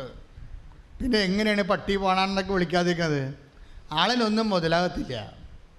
ക്രിസ്തുവിൻ്റെ അടുത്ത് വരുമ്പോൾ നിങ്ങൾ മനസ്സിലാക്കണം, ഇതൊന്നും മുതലാകാത്തൊരു മുതലാളിയാണെന്ന്. കൃപയുടെ വലിയ ഭണ്ഡാരമാണ്. കാര്യം ക്രിസ്തുവിന് സംഭവിച്ചിരിക്കുന്നത് നമ്മളെ സാധാരണ കണ്ടെത്തുന്ന ഒരു പോപ്പുലർ ദൈവമല്ല. അതായത് സത്യദൈവം നല്ല ശരിക്കും ഇൻവെസ്റ്റ് ചെയ്തിട്ടുണ്ട് ഇതിൻ്റെ അകത്ത്. അപ്പോൾ ഇൻവെസ്റ്റ്മെൻറ്റ് നമ്മളും ചെയ്യാനാണ് പറയണത്. നിങ്ങൾക്കറിയാം, ഇതിൻ്റെ സത്യസന്ധത വേണ്ടേ, ആത്മാർത്ഥത വേണ്ടേ? നിങ്ങൾ 24:14 വായിച്ച്, 14 ജോഷുവയുടെ പുസ്തകം 24:14. സ്തുതിക്കട്ടെ. ഹല്ലേലൂയ, ഹല്ലേലൂയ, ഹല്ലേലൂയ, ഹല്ലേലൂയ, ഹല്ലേലൂയ. യേശുവേ നന്ദി, യേശുവേ സ്തുതി. ഹല്ലേലൂയ, യേശുവേ ആരാധന, ആരാധന. ജോഷുവ 24:14. ജോഷുവ 24:14. ആകയാൽ കർത്താവിനെ ഭയപ്പെടുകയും ആത്മാർത്ഥതയോടും വിശ്വസ്തയോടും കൂടെ അവിടുത്തെ സേവിക്കുകയും ചെയ്യുവിൻ. ഉടമ്പടി എടുത്തില്ലെന്നല്ല പ്രശ്നം.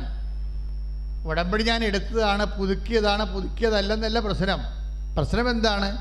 നീ ഉടമ്പടി 4 പുതുക്കിയാലും 5 പുതുക്കിയാലും ആത്മാർത്ഥതയുണ്ടോ എന്നാ പ്രശ്നം. ദൈവത്തിൻ്റെ അടുത്ത് കളിക്കാൻ വരുമ്പോൾ സൂക്ഷിച്ച് കളിച്ചില്ലെങ്കിൽ തല പോയത് തന്നെയാണ്, അഭ്യാസം നടക്കത്തില്ല. അതുകൊണ്ട് തന്നെ നമ്മുടെ ഈ ഉടമ്പടിയുടെ ബേസിക് എന്താണ്? പെർസ്വറിങ് ഫെയ്ത്താണ്, അതിജീവിത വിശ്വാസമാണ്. That is fidelity. അതാണ് വിശ്വസ്തത എന്ന് പറയണത്. എന്തെല്ലാം ഇവിടെ ദൈവം വചനത്തെ പറഞ്ഞിട്ടുണ്ട്, എൻ്റെ മക്കളെ, ദൈവവുമായിട്ട് ഇടപാടുകൾ പെട്ടെന്ന് ഇത് ക്രാക്കാവും. പക്ഷേ എന്ത് സംഭവം? ഈ വിഷയം ഇങ്ങനെ കൈകാര്യം ചെയ്യണം. എന്താണ്? നിങ്ങളെപ്പോഴും ഇത് ആത്മാർത്ഥമാണോ, സത്യസന്ധമാണോ, വിശ്വസ്തതയാണോ എന്ന് ഇങ്ങനെ നമ്മളെ ഇങ്ങനെ റീകാൾട്ട് ചെയ്ത് നോക്കണം. ഒന്ന് നോക്കി ഉടമ്പടിയേ, നിങ്ങളുടെ അടുത്തിങ്ങനെ ഉടമ്പടിയില്ലേ, അത് സത്യസന്ധമാണോ, ആത്മാർത്ഥമാണോ? ഈ സത്യസന്ധമല്ല, ആത്മാർത്ഥമല്ല എന്നുണ്ടെങ്കിൽ ഇങ്ങനെ പുതുക്കി കഴിഞ്ഞ ഞായറാഴ്ച ഞാൻ പറഞ്ഞു, ഒരു സിൽവർ ഗ്രേ ചേട്ടത്തിനെ കണ്ട കാര്യം അച്ഛൻ പറഞ്ഞു. എനിക്കും ചിരി വന്നായിരുന്നു. ചേച്ചി അത് വെച്ച് ബാർഗെയിൻ ചെയ്യാൻ, ഞാൻ സിൽവർ ഗ്രേ ആണെന്ന്.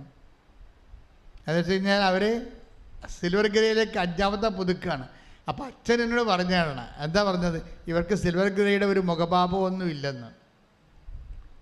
സാധാരണ ഒന്ന് പുതുക്കിയ പോലെ ഇരിക്കണമെന്ന്, ഒന്ന് പുതുക്കിയതുപോലെ. സാറേ, സിൽവർ ഗ്രേയിലേക്ക് വരുമ്പോൾ ശരിക്കും ഒരു ദൈവകൃപ തേജസ് ചിന്തി എല്ലാത്തിനെയും അതിജീവിച്ച് പ്രാർത്ഥനാപരം കിട്ടി, വിശ്വാസപരം കിട്ടി, അതിജീവിതമായിട്ടല്ലേ വരണത്. ശരിക്കും അതിജീവിത എന്ന് പറയുന്നത് അഭിഷിക്തയാണ്. ശരിക്കും പറഞ്ഞാൽ ആന്തരിക അഭിഷേകം ബാധിച്ച സ്ത്രീയാണ്. പിന്നെ അവർക്ക് ആവശ്യം പോലും ഉണ്ടാകത്തില്ല. അന്നാളുകളിൽ നിങ്ങൾ എന്നോട് ഒന്നും ചോദിക്കത്തില്ലെന്ന് ഈശോ പറഞ്ഞിട്ടുണ്ട്. ചോദ്യമൊക്കെ നിർത്തുമെന്ന്. അപ്പം സിൽവർ ഗ്രേയിൽ വരുമ്പോൾ 16:23 വർക്കൗട്ട് ചെയ്യേണ്ടതാണ്. Take the word of God. 16:23 യോഹന്നാന്റെ സുവിശേഷം. ശ്രദ്ധിക്കട്ടെ. ഹല്ലേലൂയ, ഹല്ലേലൂയ, ഹല്ലേലൂയ. യേശുവേ നന്ദി. ഹല്ലേലൂയ, ഹല്ലേലൂയ, ഹല്ലേലൂയ.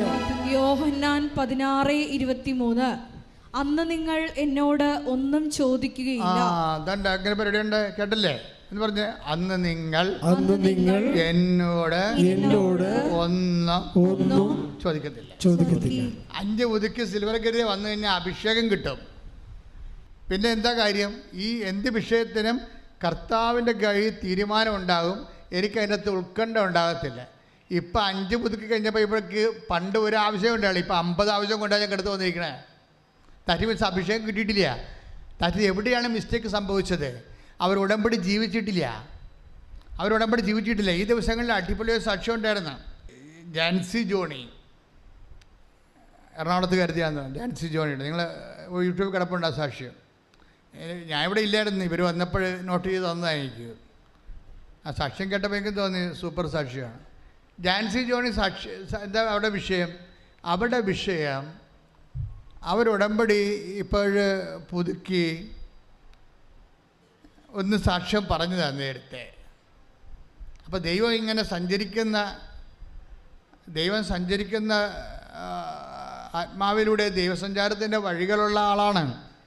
അതുകൊണ്ട് നേരത്തെ ഒന്ന് സാക്ഷ്യം പറഞ്ഞു, ഇപ്പോൾ വേറെ ഒരു സാക്ഷ്യം പറയാൻ വന്നിരിക്കുക. അവരുടെ ഉടമ്പടി എങ്ങനെയാണെന്ന് അവർ ഫയറാക്കണമെന്ന് ചോദിച്ചു കഴിഞ്ഞാൽ, ജാൻസി ജോണി ഭയങ്കര കാരുണ്യപ്രവൃത്തിക്കാരത്തിയാണ്. കാരുണ്യപ്രവൃത്തി അല്ല, നിങ്ങളെ കുറേ പേരെ പോലെ പ്രത്യക്ഷ പ്രാർത്ഥന മാത്രം ചൊല്ലി വീട്ടിയിരിക്കുകയല്ല. ഞാൻ കോരി കണ്ട പോലെ പ്രത്യക്ഷ പ്രാർത്ഥന വരെ ചെല്ലണമെങ്കിൽ അല്ല പട്ടിയും കടിക്കേണ്ടി വരും, പോരെ. അങ്ങനെയുള്ള അയ്യോഭാവിയല്ല ശരിക്കും പറഞ്ഞാൽ. അവർ ഉടമ്പടി എടുത്തിരിക്കുന്നത് അതിലൂടെ കാരുണ്യ പ്രവൃത്തികൾ ചെയ്യുകയാണ്. രോഗികൾക്ക് ഭക്ഷണം കൊടുക്കുക. അവർ ഭക്ഷണം കൊടുക്കുക എന്നൊക്കെ പറയുമ്പോൾ ഭക്ഷണവും പാകം ചെയ്ത് രോഗികളെ ആശുപത്രിയിൽ പോയി കാണുമ്പോൾ അവർ പറയണത്, ഞാൻ ഭക്ഷണം ഉണ്ടാക്കി കറിയും ഉണ്ടാക്കി വളരെ പൊതിഞ്ഞ് ഞാൻ കൊണ്ട് രോഗികൾക്ക് കൊടുക്കുകയല്ല ചെയ്യണത്. ഞാൻ അതിൻ്റെ അകത്ത് ഉടമ്പടി തൈല ഒഴിക്കും, എന്നിട്ട് വിശ്വാസ പ്രമാണം ചൊല്ലി പത്രം ഞാൻ ഭക്ഷണം ആസ്വദിക്കും. എന്നിട്ട് ഞാൻ കർത്താവിനോട് പറയും, കർത്താവേ, ഇത് കഴിക്കുന്ന വ്യക്തിക്ക് നിത്യജീവൻ കിട്ടണം. Price the Lord. ആൾക്കാർ ഉടമ്പടി ആഘോഷിക്കണ്ടല്ലേ. അല്ലാതെ അച്ഛൻ പറഞ്ഞിട്ടുണ്ട് കാരുണ്യ പ്രവൃത്തി, എന്താ ചോറ് കുഴപ്പമില്ല, പിള്ളേർക്ക് ചോറ് കിട്ടുമ്പോൾ ഒരു ചോറ് ഇവിടെ നമുക്ക് എന്ത് ചെയ്താൽ നമുക്ക് പൈസ പിള്ളേർക്കായാലും നമ്മൾ ചോറ് കെട്ടണില്ല, അല്ലാത്തൊരു പൊതി കെട്ടണം, അതല്ലേ പ്രശ്നമുള്ളൂ എന്നാണെന്ന് പറഞ്ഞിട്ടും പോവും. അതല്ല സംഭവം. ഉടമ്പടിയുടെ പ്രേക്ഷിത പ്രവർത്തനം അതല്ല. ഉടമ്പടിയുടെ പ്രേക്ഷിത പ്രവർത്തനം എന്ന് പറയണത് ഞാൻ രോഗിയായിരുന്നു, അതാണ് പ്രശ്നം. അല്ല ചുറ്റും നടന്ന ആൾക്കാർക്ക് ചോറും പൊതിയും കൊടുത്തിട്ട് പഴയ സാരിയും വിതരണം ചെയ്തിട്ട് ഞാൻ എന്തോ ആനക്കാരം ചെയ്തെന്ന് പറഞ്ഞ് ദൈവത്തിൻ്റെ കണ്ണി പൊടിയിടുന്ന അഭ്യാസമല്ലത്. ഇവിടുത്തെ ഉടമ്പടിയുടെ പ്രവർത്തനം എന്ന് പറഞ്ഞാൽ എന്താണ്? കർത്താവ് പറഞ്ഞിട്ടുണ്ട്, എന്തിൽ നിന്നാണ് അത് വന്നിരിക്കുന്നത്? ഞാൻ രോഗിയായിരുന്നു, എനിക്ക് വിശന്നു, നിങ്ങളെനിക്ക് ഭക്ഷണം തന്നു. ഞാൻ രോഗിയായിരുന്നു, നിങ്ങൾ എന്നെ സന്ദർശിച്ചു. അപ്പോൾ ജാൻസി ജോണി പറഞ്ഞത് എന്താണെന്നറിയാവോ? ഞാൻ ഈ രോഗിയെ പോയി കാണുന്നുണ്ട്. ആരായിട്ടാണ് ഞാൻ കാണുന്നത്? കർത്താവായിട്ടാണ് കാണുന്നത്. അല്ല ധർമ്മക്കാരനാണ്, അതുപോലെ തന്നെ രോഗിയാണ്, അല്ലെങ്കിൽ ആകാശപ്പറവയാണെന്നും പറഞ്ഞല്ല കാണുന്നത്. ഇങ്ങനെയുള്ള ആൾക്കാർക്കൊക്കെ പേരിട്ടിരിക്കണത് ആകാശപ്പറവയെന്നാണല്ലോ പേരിട്ടിരിക്കണത്. അത് എന്തൊരു ഇടിവെട്ട് പേരാണെന്ന് ദൈവത്തിനറിയാം. ആകാശപ്പറവെന്ന് പറഞ്ഞ സംഭവം ഇല്ല. കർത്താവ് പറഞ്ഞത് ഞാൻ ആകാശപ്പറവയെന്നല്ല പറഞ്ഞത്. ആകാശത്തിന് താഴെ കൂടുമില്ല, താഴെ മരവുമില്ല, മുകളിൽ ആകാശമില്ല, പറന്നടക്കണ നിരാലംബരായ മനുഷ്യർ, അങ്ങനൊരു സംഭവം ഇല്ല. കർത്താവ് പറഞ്ഞത് ഉടമ്പടി നമ്മൾ അഭിസംബോധന ചെയ്യണത് ആകാശപ്പറവകളല്ല. മനുഷ്യനെ പിന്നെ ചുമ്മാ അവൻ ജീവിക്കാൻ നിവർത്തിയില്ലെന്ന് പറഞ്ഞുകൊണ്ട് അവൻ ആകാശപ്പറവെന്ന് പറഞ്ഞ് ബ്രാൻഡ് ചെയ്യേണ്ട കാര്യമില്ല. കർത്താവ് എന്താ പറഞ്ഞിരിക്കണത്? ഞാൻ രോഗിയായിരുന്നു. അതാണ് സംഭവം. കണ്ടില്ലേ? Take the word of God. ശ്രദ്ധിക്കട്ടെ. ഹല്ലേലൂയ. മത്തായി 25:36. അതാണ് സംഭവം. മത്തായി 25:35 വായിച്ചോളൂ. ഞാൻ നഗ്നനായിരുന്നു, നിങ്ങൾ എന്നെ ഉടുപ്പിച്ചു. ഞാൻ നഗ്നനായിരുന്നു. അപ്പം നമുക്ക് വസ്ത്രമില്ലാത്ത ഒരാളെ കണ്ടാൽ, വസ്ത്രം കുറഞ്ഞ ആളെ കണ്ടാൽ അവരാരായിട്ട് കാണണം? ഈശോയായിട്ട് കാണണം. അതാണ് സംഭവം. പിന്നെന്താണ്? ഞാൻ രോഗിയായിരുന്നു, നിങ്ങൾ എന്നെ സന്ദർശിച്ചു. അപ്പോൾ ആശുപത്രി നമ്മൾ പോണത് ആരെ കാണാനാണ്? ഈശോനെ കാണാനാണ് പോണത്. ഈശോയെ കാണാൻ ആരാണ്? ആശുപത്രി നമ്മൾ എന്തിനാണ് പോണത്? ഈശോനെ കാണാനാണ് പോണത്. ആ വ്യക്തിയിൽ ഈശോനെ കാണണം. ഇപ്പം ജാൻസി ജോയി അങ്ങനെ ഒരു ബ്രാൻഡഡാണ് ആള്. ഇപ്പം ഞാൻ എല്ലാവരിലും ഈശോയെ കാണും. എന്നിട്ട് ഞാൻ അങ്ങനെ ഈശോനെ ശുശ്രൂഷിക്കുന്ന പോലെയാണ് ഞാൻ അവിടുത്തിരുന്ന് ഭക്ഷണം തീരണവരെ കാത്തിരിക്കണത്. അപ്പം അവരെ പ്രാർത്ഥിച്ച് സ്നേഹത്തോടെ അവർ ചെയ്യണ കാരുണ്യ പ്രവൃത്തി ഒരു ഫങ്ഷനല്ല, ഒരു മിഷനാണ്. പറഞ്ഞ മനസ്സിലായില്ലേ? നമുക്ക് വേണമെങ്കിൽ ഇപ്പം ഇവിടെ കുറച്ച് നാളും മുമ്പ് ഇവിടെ ഒരു കാരുണ്യ പ്രവർത്തിക്കാരിറങ്ങിയായിരുന്നു. നമ്മുടെ ഇവിടുത്തെ നമ്മുടെ ഇവൻ്റെ ആംബുലൻസിൻ്റെ ഡ്രൈവർ, അയാളും കുറേ ചേടത്തിമാരും കൂടി ഇവിടുന്ന് നിങ്ങൾ കൊണ്ടുവന്ന ഉടുപ്പെല്ലാം കൂടി തുമ്പോളിലെ ഓമനപ്പുഴ എവിടെയോ കൊണ്ടുപോയി കൊടുത്ത് ചുമ്മാ ഉടുപ്പ് കാണിച്ചതേ ഉള്ളൂ. ഇവരുടെ ഉടുപ്പ് വരെ ആൾക്കാർ പറിച്ചുകൊണ്ടുപോയി. എന്നിട്ട് ഞാൻ നോക്കിയപ്പോൾ പുള്ളിക്കാരൻ പ്ലാസ്റ്ററൊക്കെ ഇട്ട് വന്നിരിക്കുകയാണ്, ആൾക്കാർ കൈകാര്യം ചെയ്തിട്ട്. ഇതാണ് അവസ്ഥ. ഇത് കാരുണ്യ പ്രവൃത്തിയാണ്? അല്ല. ഇപ്പം നമ്മൾ എന്താ ചെയ്തിരിക്കണമെന്ന് അറിയാമോ? നമ്മൾ അതിനൊരു ബിൽഡിങ് ചെയ്തിരിക്കണം ഇവിടെ. എന്നിട്ട് നിങ്ങൾ തന്നെ വന്നിട്ട് കർത്താവിനെ കണ്ടെത്തണം സമൂഹത്തിൽ നിന്ന്. എന്നിട്ട് നിങ്ങൾ ഇവിടുന്ന് നിങ്ങളുടെ ഉടമ്പടി പേപ്പറിൻ്റെ സ്റ്റാറ്റസ് കാണിച്ചിട്ട് നിങ്ങൾ കൊണ്ടുവന്ന ഉടുപ്പുകൾ നിങ്ങൾ തന്നെ, ഇപ്പോൾ കുറേ ആൾക്കാർ ആയിരക്കണക്കിന് ഉടുപ്പ് ഇവിടെ ഇരിപ്പുണ്ട്. നിങ്ങൾ ആ സ്റ്റാറ്റസ് കാണിച്ച് ഉടമ്പടിയുടെ പ്രേക്ഷിത പ്രവർത്തനം അല്ല, വരെ വന്നവർക്ക് പൊട്ടൽ കൊടുക്കത്തില്ല. ഇത് പ്രേക്ഷിത പ്രവർത്തനമാണിത്. അപ്പോൾ പ്രേക്ഷിത ചൈതന്യമുള്ള ആൾക്കാർ വന്ന് പറയണം, ഞങ്ങൾക്ക് നല്ല ഉടുപ്പ് തരണം.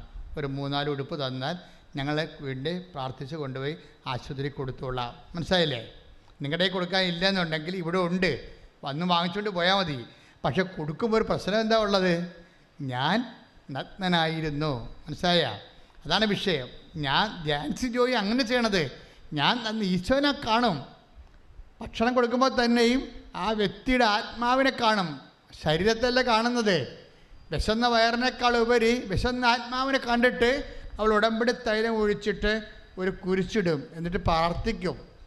വിശ്വാസപ്രമാണം ചൊല്ലി പ്രാർത്ഥിക്കും, കർത്താവേ ഈ ഭക്ഷണം കഴിക്കുന്ന ആൾ അങ്ങേ കണ്ടെത്തി ജീവിക്കാൻ ഇടയാക്കണമേ. കണ്ട പരിശുദ്ധ പ്രവർത്തനം. ഇതാണ് ഉടമ്പടി പരിശുദ്ധ പ്രവർത്തനം എന്ന് പറയണത്. അപ്പം ഇങ്ങനെ ചെയ്തു വന്നപ്പോൾ ഒരു ദിവസം അവർ ചെന്നപ്പോൾ ഒരു രോഗി ഇരിക്കണം. അയാൾക്കാണെങ്കിൽ ഈ അന്നനാളം മുതൽ വയറ് വരെ ഇങ്ങനെ വ്രണം വെച്ച് ഈച്ചയും പിടിച്ചിരിക്കുക. അന്നനാളം വരെ പ്രാകൃതമായ അവസ്ഥയിലിരിക്കുക വഴിവെക്കൽ. ഇപ്പോൾ ഒക്കെ സങ്കടമായി. ഇപ്പോൾ ഇവർക്ക് തോന്നി തൽക്കാലം കുറച്ച് ഭക്ഷണം കൊടുത്തിട്ട് പോന്നിട്ട് പിറ്റേ ദിവസം അവർ വിചാരിച്ചത് എന്താണെന്നറിയാവോ?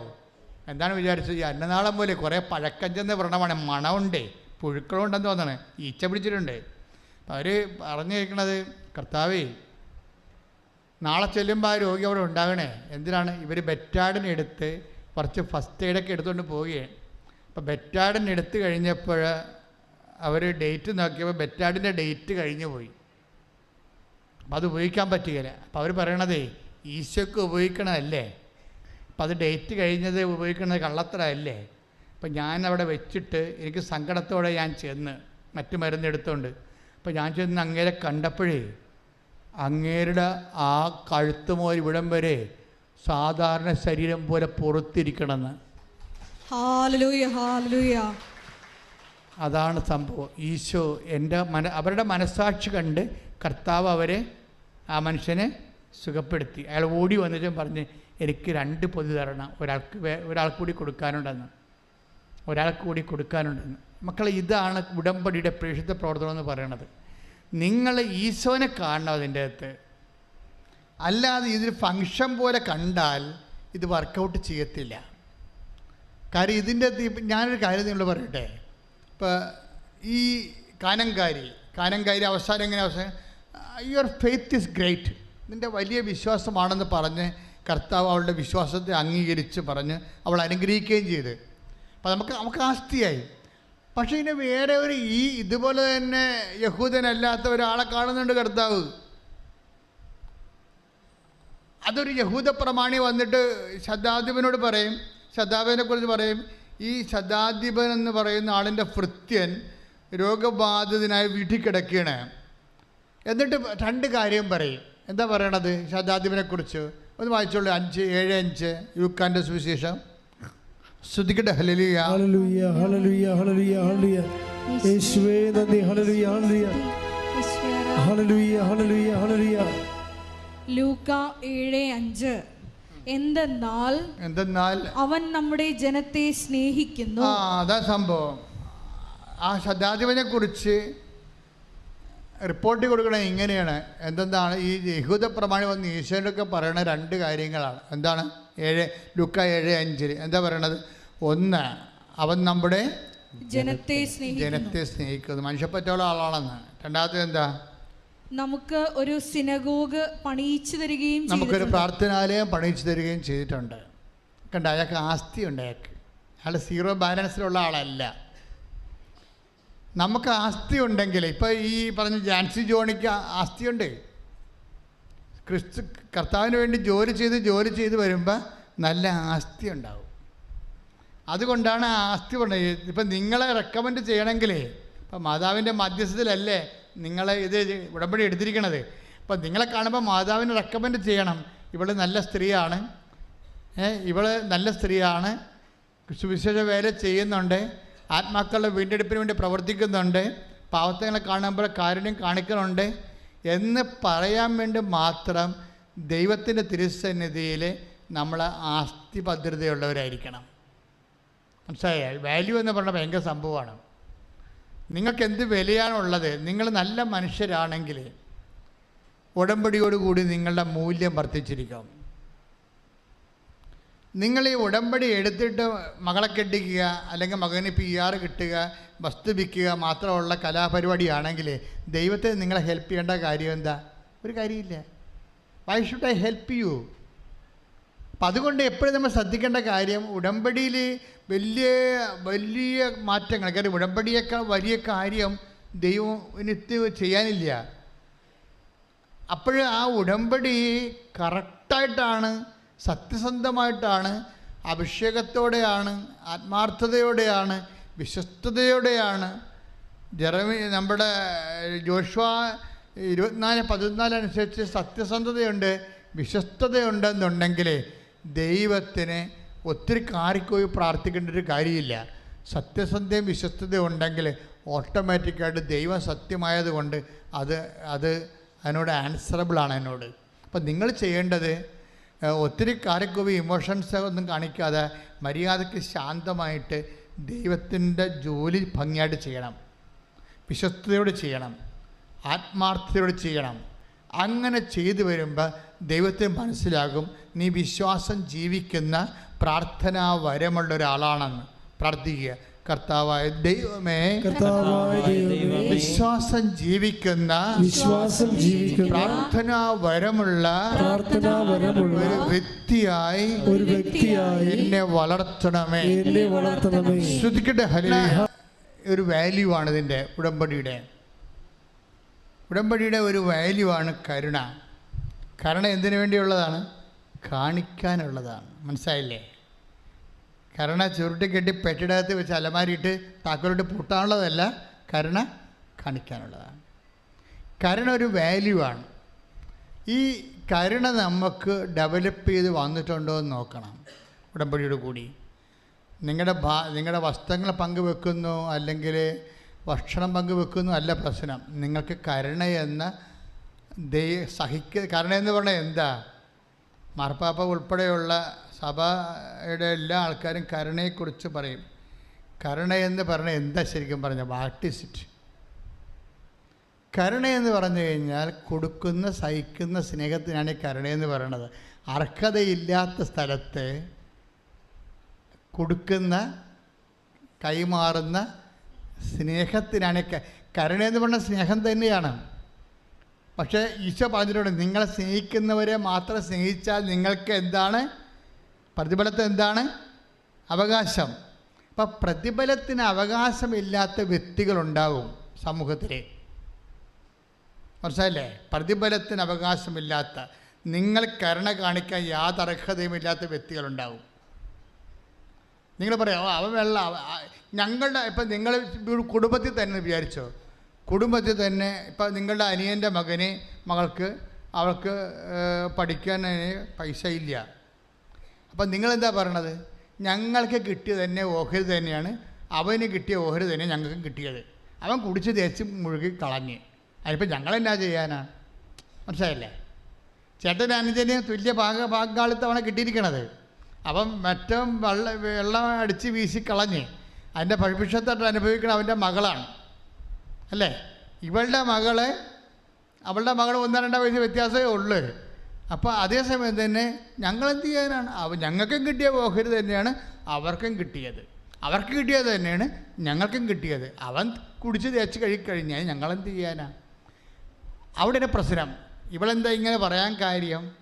അവളെങ്ങാനും സഹായിച്ചാൽ അവളും പഠിച്ച് ഇവളുടെ മകളെപ്പോലെയാകും. അതാകരുത്. അതിനാണ് ഈ ഉടായ്പ് പറയണത്. ആൾ ഉടമ്പടി എടുത്ത് സിൽവർ ഗ്രേയായിട്ട് പറഞ്ഞൊരു കാര്യമില്ലേ? കയ്യിരിപ്പ് മോശമാണ്. പറഞ്ഞ് നിങ്ങൾക്ക് മനസ്സിലാവുന്നുണ്ടോ ഞാൻ പറയണത്? ഈ ചേട്ടത്തിയുടെ ചേട്ടൻ്റെ ഭാര്യ ഭർത്താവ് പറഞ്ഞിരിക്കുകയാണ്, അവർക്ക് കോളേജിൽ കൊടുക്കാനോ അല്ലെങ്കിൽ അവിടെ കൊടുക്കാൻ മാർക്ക് ലിസ്റ്റ് തിരിച്ച് കിട്ടാനോ പൈസ ഇല്ല കൊടുക്കാൻ. അപ്പോൾ അത് പൈസ ഇല്ല എന്ന് പറഞ്ഞ് കൊടുക്കുമ്പോൾ ഇവർ പറഞ്ഞത് എന്താണ്?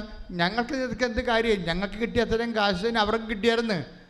അനിയെ കുടിച്ച് തേച്ച് കഴുകി കളഞ്ഞിട്ടാണ് അത് നശിപ്പിച്ചത്. അതിനിപ്പോൾ ഞങ്ങൾക്ക് എന്ത് കാര്യമെന്ന് ചോദിച്ചു കഴിഞ്ഞാൽ ഇങ്ങനെ ഒരു സിറ്റുവേഷൻസ് ഉണ്ടാവും. അതാണ് ഈശോ പറഞ്ഞത്, നിങ്ങളെ സ്നേഹിക്കുന്നവരെ മാത്രം നിങ്ങൾ സ്നേഹിച്ചാൽ പ്രതിഫലത്തിന് എന്താണ്? അവകാശം. അപ്പം എൻ്റെ അർത്ഥം എന്താണ്? പ്രതിഫലത്തിന് അവകാശമില്ലാത്തതും സ്നേഹിക്കുന്നവരല്ലാത്ത ആൾക്കാരും ചിലപ്പോൾ അർഹതയില്ലാത്ത ആൾക്കാരും ഉണ്ടാകും. അയൽവാസികളുണ്ടാകും, ബന്ധുക്കളുണ്ടാകും. അർഹതയില്ലാത്തവരെ നമ്മൾ സഹായിക്കുന്നതിൻ്റെ ഉദ്ദേശം എന്താണ്? കൊടുക്കുന്ന, കൈമാറുന്ന, സഹിക്കുന്ന സ്നേഹമാണ് കരുണ. കരുണയെന്ന് പറഞ്ഞ സാധനം ഇല്ല. നമ്മളുടെ ബിബ്ലിക്കലി സ്പീക്കിംഗ് കരുണ, ലോകത്ത് കരുണയുണ്ട് സ്വാഭാവികമായി. ഇപ്പോൾ ഷിബിയൊക്കെ ഉള്ള രാജാക്കന്മാർക്ക് കരുണയുടെ പ്രതീകമായിട്ട് നമ്മുടെ ഭാരത മീമാംസകളൊക്കെ അവതരിപ്പിച്ചിട്ടുണ്ട് കരുണയാണ്. പക്ഷെ നമ്മളുടെ കരുണയങ്ങ അല്ല അത്. നമ്മളുടെ കരുണ ദൈവപിതാവ് അർഹതയില്ലാത്ത നമ്മളോട് ക്രിസ്തുവിനെ നൽകിക്കൊണ്ട് കാണിച്ചൊരു കരുണയുണ്ട്. ആ കരുണയോട് ഐക്യദാർഢ്യം പുലർത്തിക്കൊണ്ട് നമ്മൾക്ക് നമ്മുടെ ധനങ്ങളും സമയവും സമ്പത്തും കൈമാറുമ്പോൾ ഉണ്ടാകുന്ന ഒരു സ്നേഹത്തിൻ്റെ ഒരു സമർപ്പണമുണ്ട് ദൈവനാമത്തിലുള്ള. അതിനാണ് കരുണയെന്ന് പറയണത്. അപ്പോൾ ഞാൻ നിങ്ങളോട് കരുണ കാണിച്ചതുപോലെ നിങ്ങളും കരുണ കാണിക്കേണ്ടതായിരുന്നില്ലേ? അപ്പം നമ്മളുടെ കരുണയെന്ന് പറയണത് ഞാൻ നിങ്ങളോട് കരുണ കാണിച്ചതുപോലെ. ആര്? ഈശോ നമ്മളുടെ പാപത്തിന് പരിഹാരമായിട്ട് പെട്ടുകൊണ്ട് നമ്മളെ വീണ്ടെടുത്ത് വില കൊടുത്ത് നമ്മളെ വിലക്ക് വാങ്ങിയിട്ട് കാണിച്ചിട്ടുള്ള കരുണയുണ്ട്. അതുപോലെ നിങ്ങളും പരസ്പരം യോഗ്യത നോക്കാതെ എന്നെ പ്രതി കരുണ കാണിക്കേണ്ടതായിരുന്നില്ലേ എന്നാണ് ചോദിക്കണത്. ഉടമ്പടിയുടെ പ്രധാനപ്പെട്ട ഒരു പ്രമേയം അതാണ്, കരുണ. അപ്പം ആ രീതിയിൽ കരുണ കാണിച്ച് വളർന്നു കഴിയുമ്പോൾ ദൈവത്തിന് എന്ത് സംഭവിക്കണത്? നമ്മളെ സത്യസന്ധരാണെന്ന് ദൈവത്തിന് തോന്നും, വിശുദ്ധരാണെന്ന് തോന്നും, ആത്മാർത്ഥമുള്ളവരാണെന്ന് തോന്നും. നിങ്ങളുടെ പല വർക്കുകളും അതെന്താ പ്രശ്നം? ഇപ്പം തന്നെ അതായത് ഉടമ്പടി ഒരു ചൊല്ലുന്ന, അല്ലെങ്കിൽ തൽക്കാലം എന്തെങ്കിലുമൊക്കെ കാട്ടിക്കൂട്ടി ദൈവത്തിൻ്റെ കണ്ണിൽ പൊടിയിട്ട് ഉടമ്പടി എടുത്ത് പ്രവർത്തിച്ചെന്നുള്ള അഭ്യാസം കാണിക്കുന്ന ഒത്തിരിയധികം ആൾക്കാരുണ്ട്. അതാണ് ആ ഉടമ്പടി വർക്ക് ചെയ്യാത്തത്. ഉടമ്പടി നിങ്ങൾ സത്യസന്ധമായിട്ട് വർക്ക് ചെയ്യണമെന്നുണ്ടെങ്കിൽ ദൈവത്തിന് അറിയാൻ പറ്റും നേരത്തെ നീ ആൾ സത്യസന്ധമായിട്ട് ചെയ്യുമെന്ന്. അപ്പോൾ തന്നെ ഉടമ്പടി എടുക്കാൻ തീരുമാനിക്കുമ്പോൾ തന്നെ ദൈവം ഹെൽപ്പ് ചെയ്യാൻ തുടങ്ങും. എന്താണ്? അവർ സത്യസന്ധമായിട്ട് ചെയ്യുമെന്ന് ദൈവത്തിന് അറിയാം. ഇതിപ്പോൾ ഉടമ്പടി എടുത്തിട്ട് 1 പുതുക്കിയിട്ടും 2 പുതുക്കിയിട്ടും എന്തുകൊണ്ടാണ് ഒരു മൂവ്മെൻറ്റ് ദൈവഭാഗത്തുനിന്ന് ഇല്ലാത്തത്? നമ്മൾ അലങ്ങിയിട്ടില്ല. നമ്മളിപ്പോഴും ഇതിൻ്റെ ഫലം നോക്കിയിരിക്കുകയാണ്. ഓപ്പൺ ലെറ്റർ വന്ന, വിസ വന്ന, പൈസ വന്ന, ബാങ്കുകാരൻ തിരിച്ച് വിളിച്ച് ലോൺ തരുമെന്ന് പറഞ്ഞായിരുന്നല്ല അച്ഛൻ. അവർ ബാങ്കുകാരൻ്റെ ഫോൺ എടുക്കുമ്പോൾ ബാങ്കുകാരനായിരിക്കും എന്നൊക്കെ പറഞ്ഞിട്ട്, എൻ്റെ പൊന്നുമകളെ നിന്നോട് പറഞ്ഞ കാര്യം നീ ചെയ്യ്. നിന്നോട് ദൈവം പറഞ്ഞ കാര്യങ്ങളെ ആത്മാർത്ഥമായിട്ട് കർത്താവിൻ്റെ തിരുസന്നിധിയിൽ ദൈവത്തിൻ്റെ സുവിശേഷ വേലക്കാരത്തിയായിട്ട് ദൈവസ്നേഹം നിറഞ്ഞ് കർത്താവിൻ്റെ സുവിശേഷ സാക്ഷിയായിട്ട് മാറ്. അപ്പം പിന്നെ അച്ഛൻ്റെ അവിടെ ആവശ്യമില്ല. അതോടുകൂടി കർത്താവ് നിൻ്റെ വിഷയം ഈ വിഷയമല്ല, വരാൻ പോകുന്ന എത്ര വിഷയങ്ങളാണ് ദൈവം നിങ്ങൾക്ക് ചെയ്യാൻ പോണത്. നിനക്കറിയാൻ പാടില്ലാത്ത കാര്യങ്ങൾ പോലും ദൈവം ചെയ്യും. ഇപ്പോൾ ഒരു ടീച്ചർ ദിവസം സാക്ഷ്യം പറഞ്ഞില്ല കൊച്ചിന്ന്. ടീച്ചർ പറഞ്ഞ എന്താണ്? എനിക്ക് എൻ്റെ ജോലി പോയി, പക്ഷേ കേരളത്തിൽ എനിക്ക് എൻ്റെ പ്രൊഫഷന് പറ്റിയ ശമ്പളം തരാനുള്ള കമ്പനിയില്ല. പുറത്തോട്ട് പോകാൻ അവർക്ക് താല്പര്യമില്ല. അവർ ഉടമ്പടി ചെയ്തിരിക്കുന്ന വിഷയമാണ്. അവരുടെ പ്രൊഫഷന്, കപ്പാസിറ്റി, ക്വാളിഫിക്കേഷന്, എക്സ്പീരിയൻസിന് പറ്റുന്ന ശമ്പളം തരാൻ പറ്റുന്ന കമ്പനി കേരളത്തിലില്ല. ശമ്പളവും കിട്ടത്തില്ല, പുറത്ത് പോകാൻ താല്പര്യമില്ല. പിന്നെ ഇവരെന്ത് ചെയ്യും? അവർ ഉടമ്പടി എടുത്ത്. അതാണ് സംഭവം. ഉടമ്പടി എടുത്തതിന് ശേഷം അവർ ആ ഉടമ്പടി വിഷയങ്ങളെല്ലാം കൃത്യമായിട്ട് അതിൻ്റെ അരുവി ചെയ്തിട്ട് അവർ കുർബാന സ്വീകരിച്ച് കഴിയുമ്പോൾ അവർക്ക് ലഭിക്കാമെന്ന് ശമ്പളം എഴുതി കാണിക്കും കർത്താവ്. നിങ്ങളെ സാക്ഷ്യം ഒന്ന് നോക്കിയേ, കണ്ടില്ലേ? കേട്ടായിരുന്നോ? അപ്പം നമ്മൾ ഞെട്ടിപ്പോകും ശരിക്കും പറഞ്ഞാൽ. അതായത് അവർക്ക് കേരളത്തിൽ അവർക്ക് ശമ്പളം കിട്ടത്തില്ലെന്നാണ് അവരിപ്പോൾ ധരിച്ചിരിക്കുന്നത്. അത്രയും പ്രൊഫഷന് പറ്റുന്നൊരു ശമ്പളം തരുന്ന കമ്പനി കേരളത്തിലില്ല. അവർക്ക് പുറത്തു പോകാൻ താല്പര്യമില്ല. പക്ഷേ അവർ ഉടമ്പെടുത്ത് കഴിയുമ്പോൾ കുർബാന ചെയ്യുന്ന സമയത്ത് കർത്താവ് അന്തരീക്ഷത്തിൽ എഴുതി കാണിക്കും, ഈ ശമ്പളം നിനക്ക് കിട്ടുമെന്ന് പറയും. പിന്നെന്താ സംഭവിക്കുന്നത്? പെട്ടെന്ന് കമ്പനി കണ്ടുപിടിച്ച് ഇൻ്റർവ്യൂവിൽ അതിനുശേഷം അവരുടെ HR വിളിച്ച് കഴിയുമ്പോൾ ശമ്പളം പറയുമ്പോഴാണ് ഇവർ കണ്ണ് നിറഞ്ഞു പോണത്. കർത്താവ് കുർബാനയുടെ സമയത്ത് പറഞ്ഞ ശമ്പളമാണ് തരണത്. Praise the Lord. ഹല്ലേലൂയ. ഇത്രയും ഇടിവെട്ടായിട്ടുള്ള ഷാർപ്പ് ഷൂട്ടായിട്ടുള്ള ഒരു പ്രാർത്ഥനാ രൂപം നമ്മുടെ ലോകത്തിലുണ്ടാകത്തില്ല. ഞാനിപ്പോൾ നിങ്ങളെ ശാസിക്കുന്നത് മറ്റേ കാനംകാരി ചേടത്തിയെ പോലെ കരയാൻ മാത്രം അറിഞ്ഞിട്ട് അഭ്യാസം കാണിച്ചിട്ട് കണ്ണീര് കൊണ്ട് കർത്താവിനെ പറ്റിക്കാതെ നടക്കത്തില്ല എന്നായി പറയണത്. മര്യാദക്ക് അതിൻ്റെ അരൂപി മനസ്സിലാക്കിയിട്ട് കരുണയും സ്നേഹവും കൊണ്ട് ആത്മാർത്ഥവും കർത്താവേ സഭയിലുള്ള സാന്നിധ്യം പ്രകടമാക്കണമെന്ന് പ്രാർത്ഥിക്കുന്നു. കർത്താവേ 3 ലക്ഷത്തോളം മനുഷ്യരാണ് ഉടമ്പടി ധ്യാനം എല്ലാ ആഴ്ചയിലും കൂടുന്നത്. എല്ലാ ഭൂഖണ്ഡങ്ങളിലുമുള്ള മനുഷ്യർ, എല്ലാ ജില്ലകളിലും സംസ്ഥാനങ്ങളിലുമുള്ള മനുഷ്യർ കർത്താവ് ഉടമ്പടി എടുത്തുപോയവർ ഉടമ്പടി എടുക്കാൻ വേണ്ടി പ്രാർത്ഥിച്ച് ഒരുങ്ങിക്കൊണ്ടിരിക്കുന്നവരുടെ മേലും കർത്താവിൻ്റെ വലിയ കാരുണ്യം ചൊരിയട്ടെ, കർത്താവിൻ്റെ വലിയ ശക്തി ഒഴുകട്ടെ, കർത്താവിൻ്റെ വലിയ സ്നേഹം ഒഴുകട്ടെ. ശ്രുതികട്ടെ. ഹല്ലേലൂയ.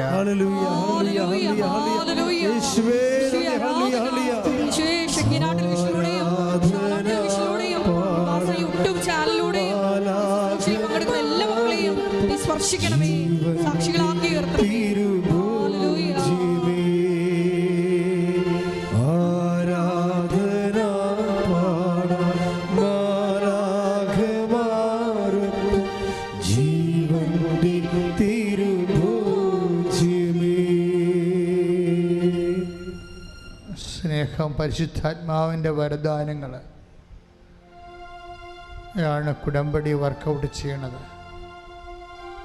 അത് ഗലാത്യർ 5:22 സ്നേഹം, ക്ഷമ,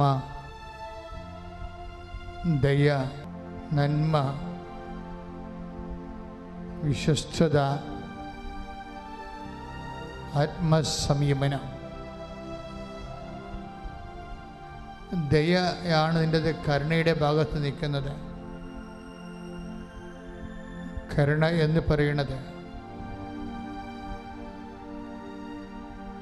എല്ലാ വേദനപ്പെടുന്നവരിലും വിഷമസന്ധിയിലുള്ളവരിലും നിൻ്റെ രക്ഷകനായ ദൈവത്തിൻ്റെ മുഖം കണ്ടുകൊണ്ട് അവിടുത്തോടുള്ള സ്നേഹത്താൽ നീ സമർപ്പിതയാകുന്നതും സമർപ്പണത്തിലൂടെ നീ സുവിശേഷത്തിൻ്റെ നിലവാരമുള്ള സാക്ഷിയായി മാറി ദൈവ പൈതലിൻ്റെ സ്ഥാനത്തേക്ക് നീ എടുക്കപ്പെടുന്നതാണ്. കർത്താവേ, അതുപോലുള്ള കൃപയിലേക്ക് അങ്ങയുടെ മക്കളെ നീ ഉയർത്തണമേ, വളർത്തണമേ. സ്തുതിക്കട്ടെ. ഹല്ലേലൂയ, ഹല്ലേലൂയ.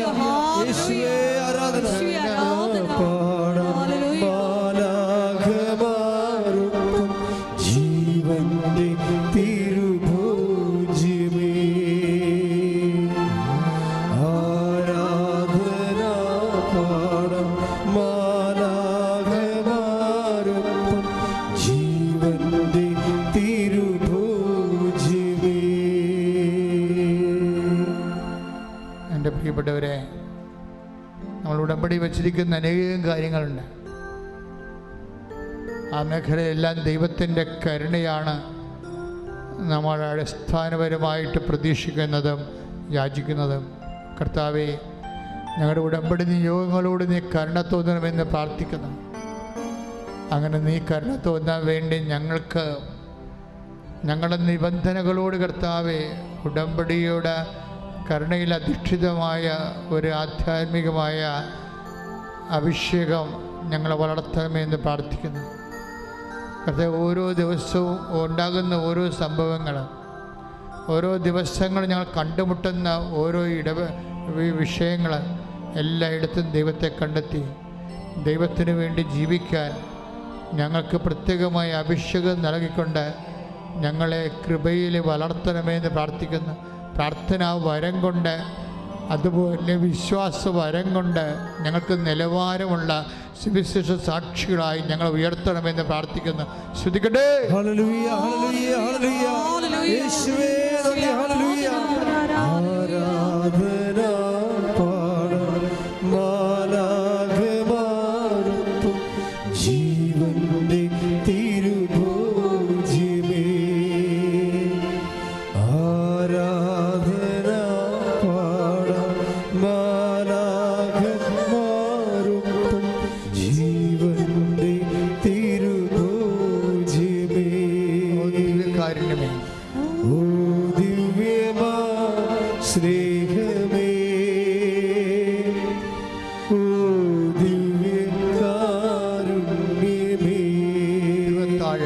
തിരുവത്താഴ മേശയിലെ സമ്മാനമേ, തിരുവത്താഴ മേശയിലെ സമ്മാനമേ.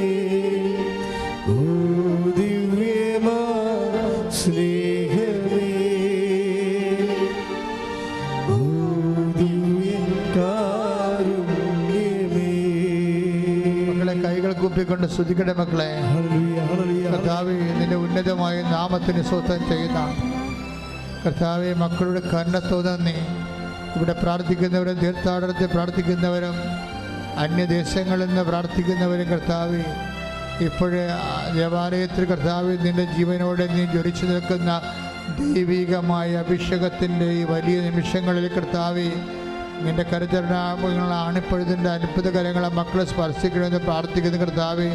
രോഗികൾ, പീഡിതർ, കർത്താവ് ആന്തരിക അവയവങ്ങളുടെ രോഗമുള്ളവർ, കർത്താവ് ചർമ്മങ്ങളിൽ അലർജി ഉള്ളവർ, മുടി കൊഴിഞ്ഞു പോകുന്നവർ, കർത്താവ് കീമോ എടുത്തുകൊണ്ടിരിക്കുന്നവർ, കിഡ്നി രോഗികൾ, കരൾ രോഗികൾ, വിസർപ്പ രോഗികൾ, കർത്താവ് വിശിഷ്ടമുള്ളവർ, കർത്താവ് മക്കളെ ഇല്ലാത്തവർ, കർത്താവ് ഗർഭാശയത്തിലും അന്നനാളത്തിലും എല്ലാം കർത്താവ് ശിഷ്ടമുള്ളവർ, കർത്താവ് ബ്ലീഡിംഗ് ഉള്ളവർ, കർത്താവ് മൂത്രാശയത്തിൽ കല്ലുള്ളവർ, മൂത്രമൊഴിക്കുമ്പോൾ വേദന ഉള്ളവർ, പലതരത്തിലുള്ള കർത്താവ് ആന്തരിക അവയവങ്ങളെ സ്രാവങ്ങളുള്ളവർ, കർത്താവിൻ്റെ കരുണ ചൊരിയുടെ കർത്താവ് അങ്ങയുടെ വിശുദ്ധ പൗരോഹിത്യത്തെ മഹത്വപ്പെടുത്തിക്കൊണ്ട് കർത്താവ് സഭയിലുള്ളതിൻ്റെ സാന്നിധ്യം പ്രകടമാക്കണം പ്രാർത്ഥിക്കുന്ന കർത്താവിൻ്റെ വിശുദ്ധ പൗരോഹിത്യം മഹത്വപ്പെടുന്ന അടിപ്പടം പോലെ വൈദാഖലം പോലെ ദൈവികമായ ശക്തി കർത്താവ് ഉച്ച മുതൽ ഉള്ളംകാല് വരെ മക്കളുടെ മേൽ കർത്താവ് ആവശ്യിക്കുന്ന കർത്താവ് എല്ലാ കോശങ്ങളിലും എല്ലാ പേശികളിലും എല്ലാ നാഡീതന്തുക്കളിലും ഞരമ്പുകളിലും കർത്താവ് ഹൃദയ ധമനികളെ, ഹൃദയ ഭിത്തികളെ, ഹൃദയ കോശങ്ങൾ, കർത്താവ്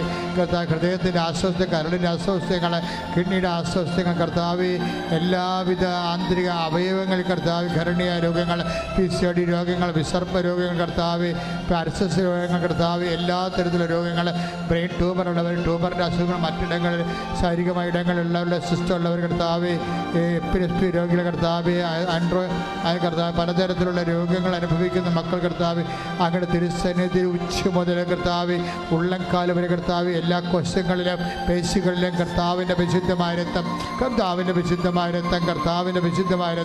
പടരട്ടെ എന്ന് പ്രാർത്ഥിക്കുന്ന കർത്താവ് മരുന്നോ ലേപനമല്ല കർത്താവ് പക്ഷാപുറത്തോടെ മരുന്നോ ലേപനമല്ല കർത്താവ് മരുന്നോ ലേപനമല്ല കർത്താവ് അങ്ങയുടെ വചനമാണ് മക്കളെ സുഖപ്പെടുന്ന ജീവിതത്തിൻ്റെ ദുരിതങ്ങൾ, ജീവിതത്തെ തടസ്സങ്ങൾ, ജോലിയില്ലാത്ത അവസ്ഥകൾ, വിസ ഒത്തുവരാത്ത അവസ്ഥകൾ, കർത്താവ് പരീക്ഷയ്ക്ക്, കർത്താവ് പഠന റിസൾട്ട് പ്രതീക്ഷിക്കുന്നവർ, പരീക്ഷയ്ക്ക് വേണ്ടി ഒരുങ്ങിക്കൊണ്ടിരിക്കുന്നവർ, കർത്താവ് ഇൻ്റർവ്യൂ ടെസ്റ്റിന് വേണ്ടി കർത്താവ് അഭിമുഖീകരിക്കുന്ന കർത്താവ്, ജോലിക്ക് വിദേശ യാത്രയ്ക്ക് വേണ്ടി ഒരുങ്ങുന്നവർ, കർത്താവ് വിദേശത്ത് പോയിട്ട് കർത്താവ് ജോലി കിട്ടാതെ അറിയുന്നവർ, കർത്താവ് പലതരത്തിലുള്ള കേസുകൾ അകപ്പെട്ടിരിക്കുന്ന കർത്താവ്, എല്ലാ തരത്തിൽ കർത്താവ് മക്കളില്ലാത്തവർ, കർത്താവ് ഉള്ള മക്കൾ, കർത്താവ് ചാപിള്ളയായി പല പ്രാവശ്യം ഗർഭവർഷമായി പോയിട്ടുള്ള മക്കൾ, നടുവേദനക്കാർ, കർത്താവ് ശ്വാസകോശ സ്പോണ്ടിലോസിൻ്റെ അസുഖമുള്ളൊരു കർത്താവ് എല്ലാം കർത്താവ് വിശുദ്ധമായ രക്തത്താൽ ഉച്ച മുതൽ കർത്താവ് ഉള്ളംകാല് വരെ മാരക രോഗങ്ങൾ, തീരാവേദികൾ, സർവ്വ രോഗങ്ങൾ യേശു ക്രിസ്തുവിൻ്റെ ഉന്നതമായ നാമത്തിൽ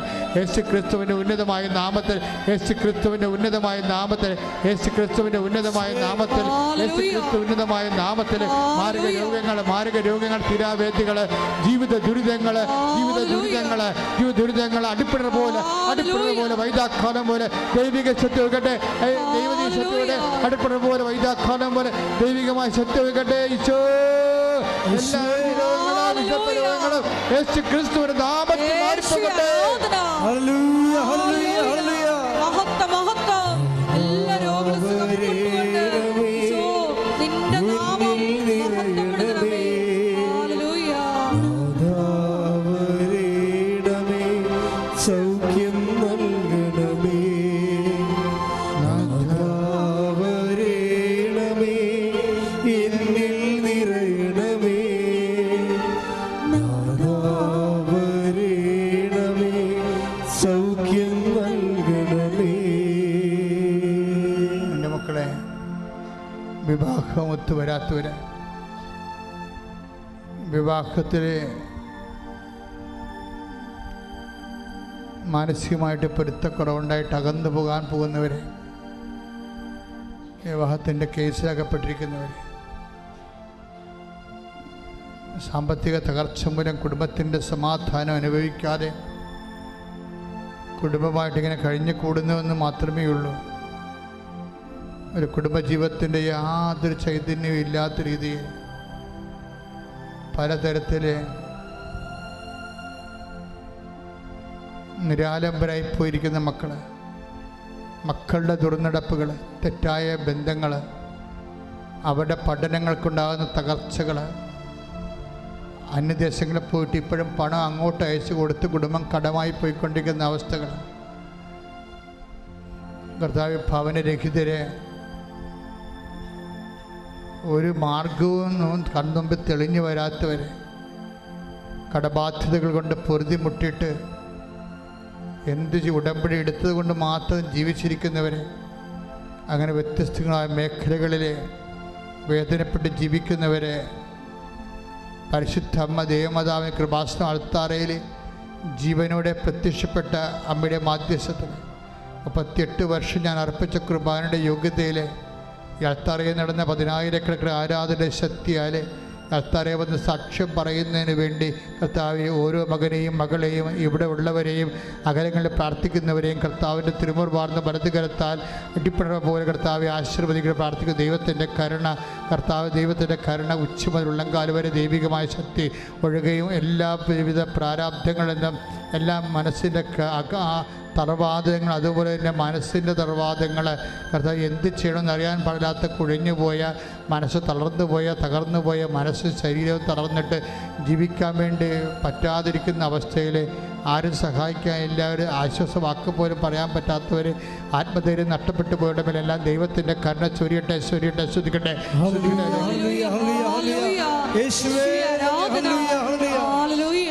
മഹത്വം മഹത്വം എന്നിൽ നിറയണമേ നാദാവരേണമേ സൗഖ്യം നൽകണമേ നാദാവരേണമേ എന്നിൽ നിറയണമേ നാദാവരേണമേ സൗഖ്യം നൽകണമേ. മുട്ടേലിക്കുക, മൗനമായി പ്രാർത്ഥിക്കുക. ഓൺലൈനിലുള്ളവർ മൗനമായി പ്രാർത്ഥിക്കുക.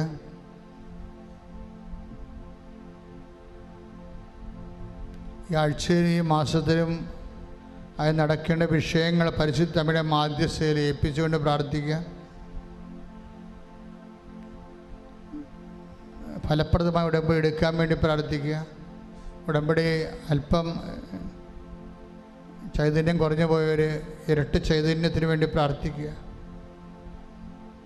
കർത്താവിൻ്റെ അഭിഷേക സ്ഥാനത്ത് വന്നിട്ട് ഉടമ്പെടുക്കാൻ ആരോഗ്യമുണ്ടായിട്ടും പിശാചിലെ ആൾക്കാർ തട്ടിച്ചുകൊണ്ട് പോകും. ഇന്നെടുക്കണ്ട, നാളെ എടുത്താൽ മതി എന്ന് പറഞ്ഞുകൊണ്ടുപോകും. അങ്ങനെയുള്ള പ്രലോഭനങ്ങളിൽ ഇരിക്കുന്നവരും ടെസ്റ്റിലിരിക്കുന്നവർ ഇന്ന് തന്നെ എടുത്തുകൊണ്ട് പോകണമെന്ന് അച്ഛൻ്റെ അഭിപ്രായം. ബാക്കിയുള്ള കാര്യം ദൈവം നോക്കിക്കോളും.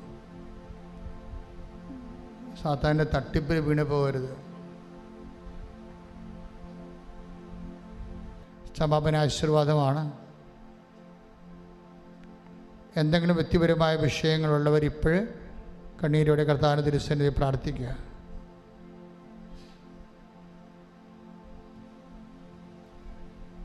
ഒരിക്കൽ കൂടി മൗനമായി ഉടമ്പടിയിൽ സമർപ്പിച്ചിരിക്കുന്ന എല്ലാ വിഷയങ്ങളും ഒപ്പം തന്നെ നമ്മുടെ ജീവിതത്തിൽ ഇപ്പോൾ നൊമ്പരപ്പെടുത്തുന്ന വിഷയങ്ങളും ദേവമാതാവിൻ്റെ മധ്യസ്ഥയിൽ ദിവ്യാന സന്നിധിയിൽ പ്രത്യേകമായിട്ട് സമർപ്പിച്ച് പ്രാർത്ഥിക്കാം.